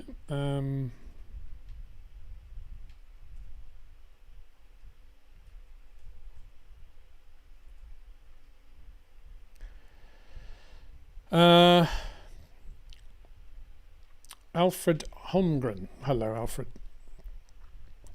Peter, thanks for being one of the seemingly few Formula One journalists who still remember Gunnar Nilsson and Ronnie Peterson. Well, I'm lucky to have known them both. I knew Gunnar pretty well. I didn't know Ronnie that well, but I was a huge Ronnie fan long before I met him, and remained a fan throughout his life. As a Swede, I'm curious if Dino Beganovic or Arvid Lindblad are on your radar at all. Dino has been on my radar. I'm having a look. I'm enjoying watching Formula 3 this year, and he's obviously pretty good. That's all I can say. Arvid, I haven't been watching, I have to say, so thank you very much for alerting me to this young man. I will definitely have a look. But Gunnar was a lovely guy, always laughing, super quick in Formula Atlantic. I was so chuffed when he got that Lotus drive, and Mario was. I think Mario and Gunnar were one of the great combinations. They were just much more than just two very good racing drivers. I mean, Mario is obviously Mario, but Gunnar was super good as well, and Mario could see that. But they were just two. Well, I've gone blurred now. Sorry, what's happened there? My camera. There we go. They were just really, really nice people, and they got on so well. Mario had a lot of time for Gunnar, and they had a lot of laughs, and it was a great period. And Ronnie was, just had this aura about him. People talk about the Ayrton aura. Ronnie had that same aura about him, as far as I'm concerned. He was, whoa, there's Ronnie Peterson, wow. And he was just fabulous, wasn't he, Ronnie? Just everything he did, Formula 3 onwards, he was just brilliant. Loved him. Loved watching him drive. And interesting that they were both Mario teammates. Mario loved them both as well. Yeah, I'm lucky enough to have spent time with those guys, and also in Sweden at the Swedish Grand Prix. Saw my share of Swedish Grand Prix at Anderstorp, which I always enjoyed very much. I drove there one year from memory. It was a big thing about how to get there. It was a little bit, you had to drive wherever you flew. Even if you flew into Gothenburg, you still had to drive quite far. And it was always fun through the woods. Everybody stayed at the High Chaparral, which was this wooden sort of American US cavalry type fort, which the Swedes loved. And they all loved dressing up as cowboys, and they all drove around in American cars. Incredible, eh? When I think back at that. And then with Anderstorp, this amazing circuit with the bank corner and the start line on the other side of the track from the pits. Yeah, some really good stuff. Loved it. Sweden. I was a big fan of Rainer Wissel as well. I got to see Rainer drive back end of his career when he was at BRM. He's good, very good. Lovely guy too. Miss him a lot. Kept in touch with him over the years. Very good man. And of course, the other member of that triumvirate was Tim Schenken. In Formula 3 terms, Rainer Wissel, Ronnie Peterson, Tim Schenken. You couldn't mention the other two without mentioning Tim. So at this point, I'd like to say happy birthday to Tim Schenken, who's just turned 80. And that birthday was on Tuesday. He still looks about 32. And he's still probably very quick behind a race car. And he's still the race director at the Australian Grand Prix. And he still does a lot of work with the FIA and the Australian Motorsport people. So Tim, top man, Tim and his family, quick driver. And he and Ronnie, of course, were really good mates. And we saw that when they shared that Ferrari 312P and won the 72 or 73 Buenos Aires 1,000 kilometers, I think it was. First time they paired together, and they just blitzed the opposition. Fabulous. Tim and Ronnie. Yeah. Good. They were the days. Were they? Yeah, it's good today as well. I hope I'm never going to become a they were the good old days things. I was talking about the 1.5 litre formula because somebody asked me my favourite era, and I think you'd have to have had your eyes shut if that wasn't your favourite era, because even if you weren't around then, you see how beautiful they are in pictures now. Is there anything more beautiful in the planet Earth than Jim Clark in a Lotus 33B? I don't think so. Scott McKenna. Good morrow, Peter. Can you explain how a race leader can set the pace by going slower than he would go without being overtaken? Well, it's the old thing that you want to win at the slowest possible speed, and what you have to do basically is be quick on the straights and slow in the middle of a corner so that the people behind you are later on the throttle. And that applies even today. Obviously, DRS has changed that somewhat because you can have quite a big disadvantage. You can still be within your half second that you need for your activation. For your measurement, and then get your activation even if you've lost a couple of seconds after that. So DRS has kind of changed it all, but it's still basically that principle. It's very difficult to win a race at the slowest possible speed if the cars behind you are quicker on the straight, significantly quicker, and your only advantage is into corners. You need it the other way around. That's how Carlos Sainz was able to do a good job at Monza. in terms of holding off Checo for as long as he did. Even Max. I mean, Max had to work pretty hard to get past Carlos Sainz because he had the advantage on the straight. And Singapore, the same thing. I mean, he had a top speed advantage over the Mercs and the McLarens. And obviously, again, with DRS, they were able to be much nearer. But Carlos could still use that by judiciously being relatively late on the throttle and keeping them to the point where they have to sort of delay being on the throttle, and then using his top speed as well. If the Ferrari hadn't had that top speed advantage, Lando would have got him with DRS for sure. But because the Ferrari had that advantage, and it's the advantage they had at Monza, then he was able to do it. And yes, we know late in the race he was able to try and take Lando with him in the hope that that would be like a bit of a buffer to the two Mercedes. But that's a different thing, and that's kind of asking for trouble, because you don't really want to have anybody artificially or not near you towards the end of a race, towards the end of a Grand Prix, because anything can happen. Your tyres can go off, all sorts of things can happen. But they got away with it, and that wasn't the reason anyway that Carlos won that race. He won that race because he beautifully managed the gaps and the traffic and the way he put the power down, which also helped in terms of time management. And in their chase, which should have ended up with the Mercedes absolutely with Carlos, with 2 laps to go, and obviously Lando in there as well, but with the Mercedes on the fresher tyres, that all went away because George overused his tyres a little bit, and Lewis was the guy that could have got there and hadn't overused his tyres, and George, in overusing them, then made that mistake and gave Carlos the gap on the last lap.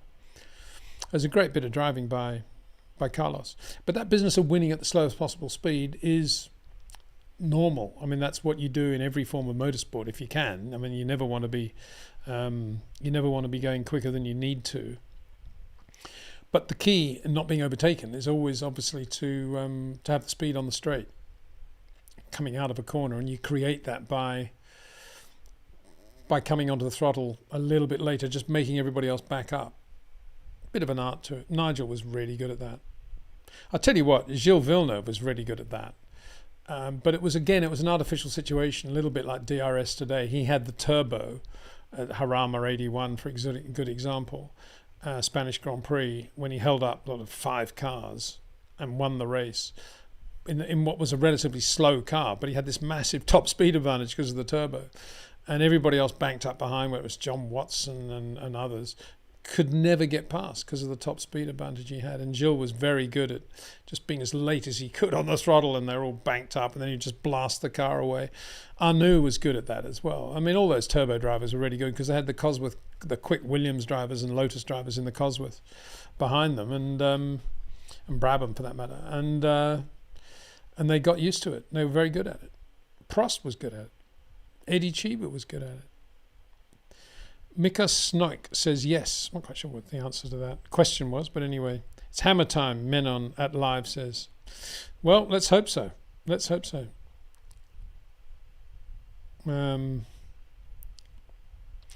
Sir Place Troubadour, we've had you before, haven't we? But here's another good question. Let me get this one. Here we go. Says,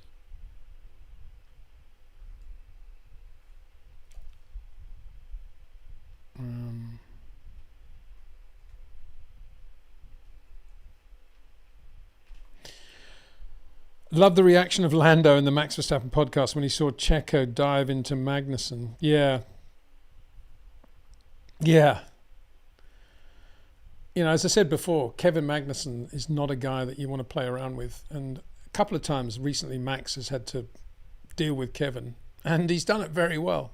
You know, it's been pretty tight for a lap or two, particularly Singapore, wasn't it? And then eventually he got him in a position where Kevin, if he was going to do something, he would have lost his license almost. He was right there, and and he got the pass. But he's a tough guy, Kevin Magnussen. Very good racing driver. I mean, it'd be interesting to think, and we had that question earlier about the effect of Jos Verstappen on Max. It'd be interesting to know what the effect of Jan Magnussen has been on Kevin.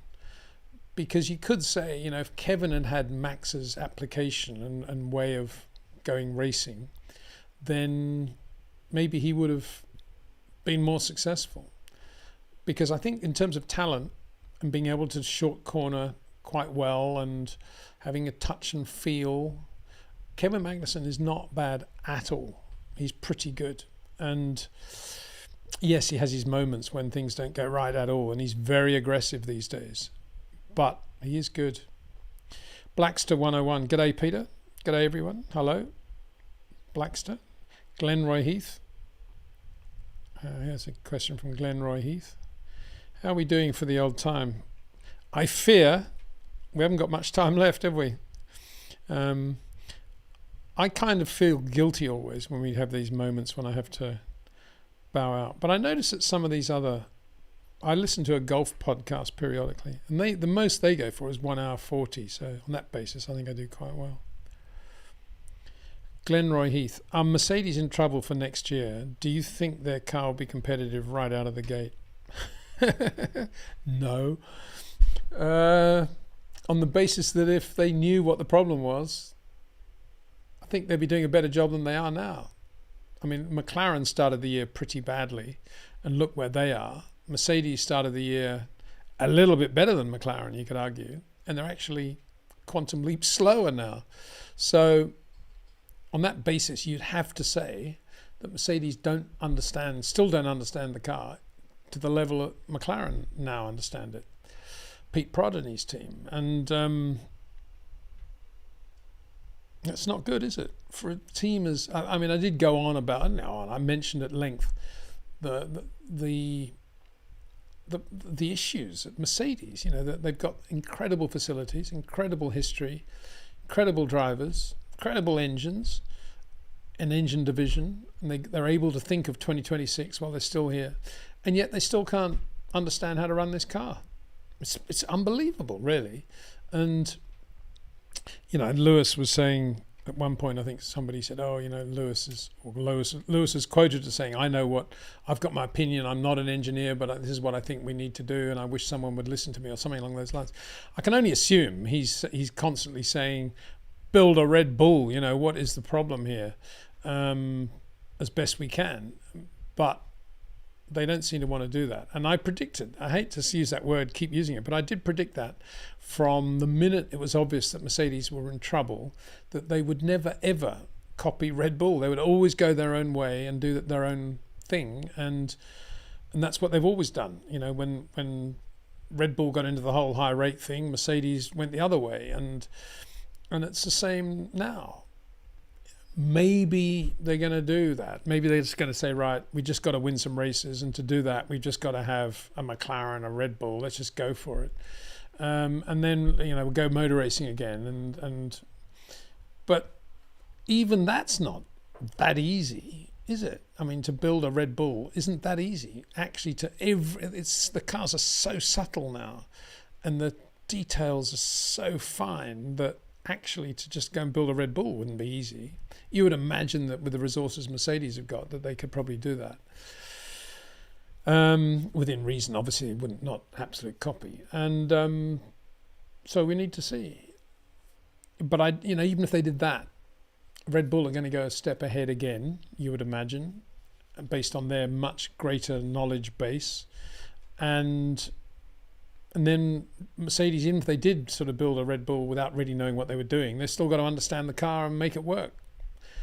As McLaren are trying to understand the car at the moment. As I said earlier, McLaren now have a car with a lot of downforce, inherent center of the car, ground effect downforce, not front and wing and rear wing. But the impression I get is they don't know how to run that car without so much downforce on a high-speed circuit. And the proof of that was Monza. So that's the other thing. Once you've got this car, which has got a lot more downforce, bigger sweet spot that Lewis and George will love, can you then run that car from track to track the way Red Bull do and adapt it the way they do? That's another question. In terms of ride heights, in terms of floor shape, all the things that Red Bull do that we never get to see. So on the basis that they don't know why, they can't even build a car that's as good as a McLaren right now, difficult to see how they're going to build a car that's going to be quicker than a Red Bull in 2024. Okay, And back to here. Shanghai. That's interesting. Interesting question. I've never been asked this before, but I'm going to try and answer it, of course. Peter, do you have any advice for people, this is from Shanky, seeking a hospitality job in Formula One? Under that heading, I'd like to say, just to remind you that I'm on the board now of the, well, I'm on the sort of panel, if you like, that's a better word, of the United Motorsports Academy, which is basically based around India and Asia, trying to get to universities to let students know about this world of Formula One, to try to build up a big youth understanding of Formula One's aspects in every dimension. I've actually got a couple of very short videos going out answering questions about race engineers, which are going out now, and I might put a couple of those on this YouTube channel as well.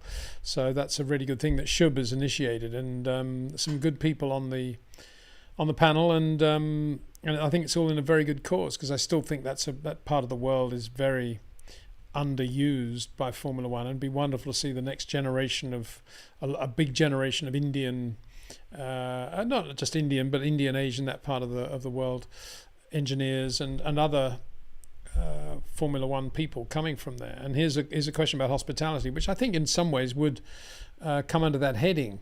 That's why I mentioned that. How do I advise on getting a hospitality job in Formula One?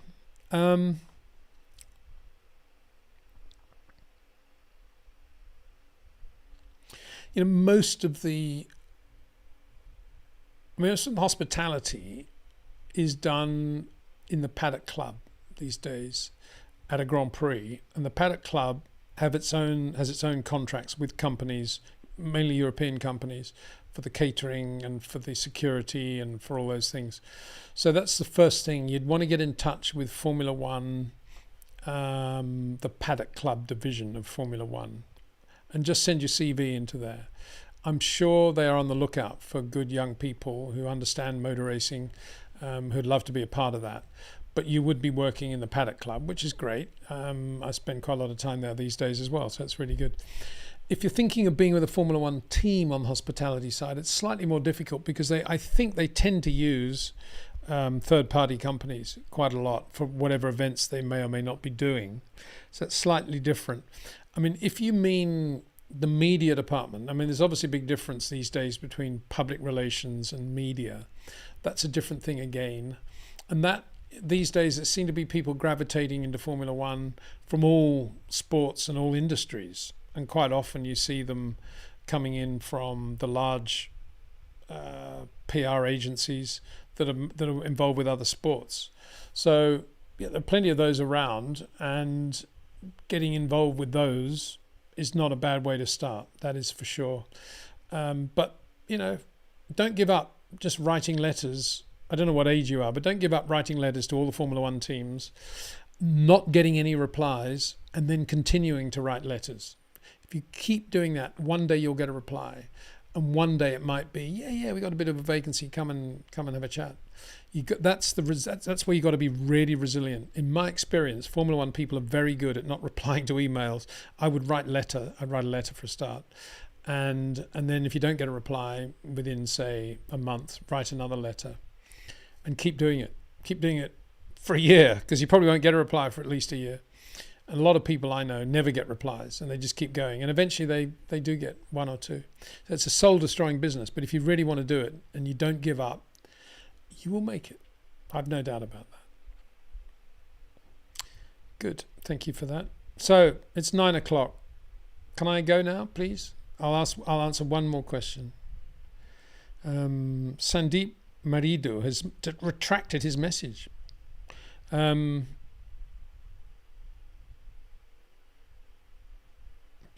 going to read a few out, and I'll choose one. Mustafa Siraj. This is under the heading again of somebody who obviously doesn't rate Checo Perez very highly as a good number 2.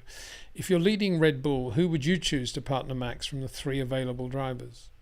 Well, I would keep Checo. He brings in good money from Mexico. What's the problem? and he's helped win the championship 2 years in a row. Then DePico says, Perez's position has been shaky for some time. When will Red Bull be done with it, now that his father keeps shouting in the press that the car is built after Max? Well, as I say, if Max wins in Mexico, there'll be more shouting. But I think Red Bull are pretty used to that. And they do, as I say, they've got some good companies through Checo. And I think he's doing the job that they thought he would do. I can't imagine they thought he would do anything more than this, make quite a lot of mistakes, but be pretty quick and be capable of winning races from time to time. That's what he's doing. What's the problem? Right. What else have we got? Shaq Marriott. Peter, what do you think of Oscar Piastri's qualifying lap? It was brilliant to watch. And also, do you think Oscar will get on Lewis, Max and Charles level? Yeah, I do think he'll be on the Lewis, Max, Charles level in time. And I do think it was a great qualifying lap. Max was a fabulous lap. As I say, for me, how he just didn't overload the car coming out of 1B and had the car perfect for the run into the S's was what that sector 1 was all about. But the fact that with more front flap, he was then still able to go slightly quicker in sectors 2 and 3 where there's more straights.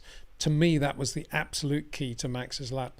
Oscar was, short corners are always going to beat slightly longer corners if at the level that Oscar and Lando were driving, and we saw that, and that was what that lap was all about. Just superb. Payne XD says, hi Peter, hope all's well. It is well. Thank you very much indeed, mate. How's everything? M.A. Khan, I mentioned, he's asking about DRS. I've mentioned, get rid of DRS. Some drivers like Hamilton and Perez want more. Yeah, well, they want more. Lewis wants more because Mercedes isn't very quick in a straight line. Perez wants more. Why does he want more? Well, it's easy to overtake. Well, he's not a great overtaker, is he? He's a great defender. He's pretty good at keeping people behind him, but he's not a massively good overtaker, so that makes it much easier for him. Others like Max and Oscar against it, of course, because they're proper racing drivers, as is Lewis. But Lewis's car's so slow in a straight line that it'd be crazy to say that he doesn't want DRS. Jem Barnard says, everyone talk amongst yourselves. Okay. Okay, I'm going to finish with this one. I don't know if it's I think it's probably a great question. I think it probably is. Let me have a look. So I'm going to have to say goodbye after this one. I hope everybody's okay with that. I'm amazed I've managed to get through this 2-hour thing without my live stream platform collapsing. I'm not amazed, I'm impressed, actually. Thank you very much, the designers of it. But something needs to be done about why it keeps crashing. Bramwell, the Carlos, Max, Lando, Alex and George relationship.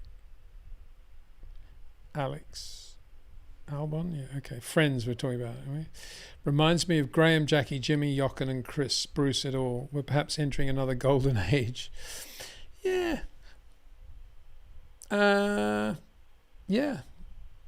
Yeah, they are good buddies, aren't they? As I said, I think I don't think Alex would have got that Williams drive if George hadn't put in a good word for him and forced the issue to some extent through Toto to get him in that car. So I think that's amazing, isn't it? That's Jimmy Clark saying to Jackie Stewart when he's just lost his chance to go to Ferrari, don't worry, go and race with Ken Tyrrell. It'll be okay. Ken will do Formula One and you'll win championships with Ken. That's what Jimmy said to him. Yeah, it is. It is like that. Carlos is a good bloke, as we've just seen. Ryder Cup, everywhere else. On the boat, Monte Carlo, Toro Rosso. Max is a race driver that he's in a weird situation, isn't he? Because he's so successful. He must wonder what people think about him, I suppose. He probably doesn't spend much time thinking like that because he's not that sort of person. But he must feel slightly odd that he's not just one of the boys, even though he is just one of the boys. But he probably thinks, well, they probably don't think I'm one of the boys.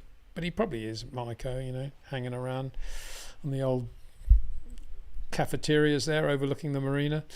Lando, yeah, Lando's just a good bloke, isn't he? I mean, Lando's got a very tough, hard side to him, which I don't think the general social media public see very often. But this guy is a very, very tough, determined person.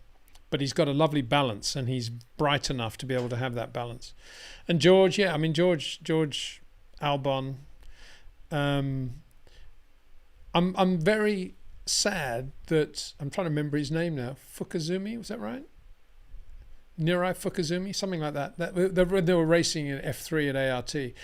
They were the triumvirate. It was George Fukuzumi, and Albon. And he's not there anymore, is he? You don't hear much about him. And he was pretty good. I think he won a few races. That jump, Fukuzumi.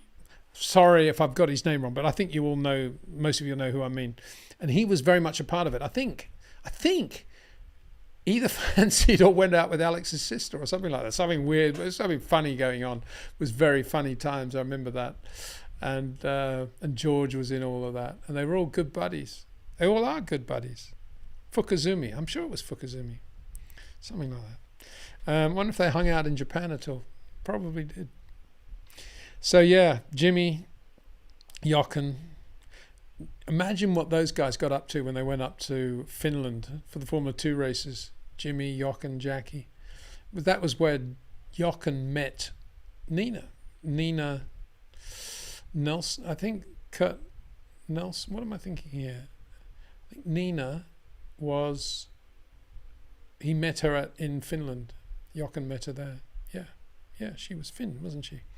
So that was where, and then, Jackie, Jimmy, Chris, Bruce. I mean, those two Kiwis were so cool. You see a lot of that in Oscar. He's I know he's Australian, but you see that in that sort of Antipodean Jack Brabham type, very low key. And you see it in Liam Lawson too. I mean, there is a Kiwi, and he's very, Howden Ganley, very Chris Amon, very Bruce McLaren. Yeah, mate. Anyway, going round in circles. No, I've got to go now. Dexter's needs a walk. So that's not more important than you guys, but that's what I got to do, I think. So thank you very much for watching. I'll try and do another one before. Shall I try and do another one before Qatar? I'll try and do another one. And we'll see Qatar. I thought Qatar, looking at the initial map, was a bit like the old Harama circuit, but it's a lot more extended, actually, so you can't really compare it. But it'll be interesting to see. But I think McLaren will go well there with that hard Pirelli compound in use.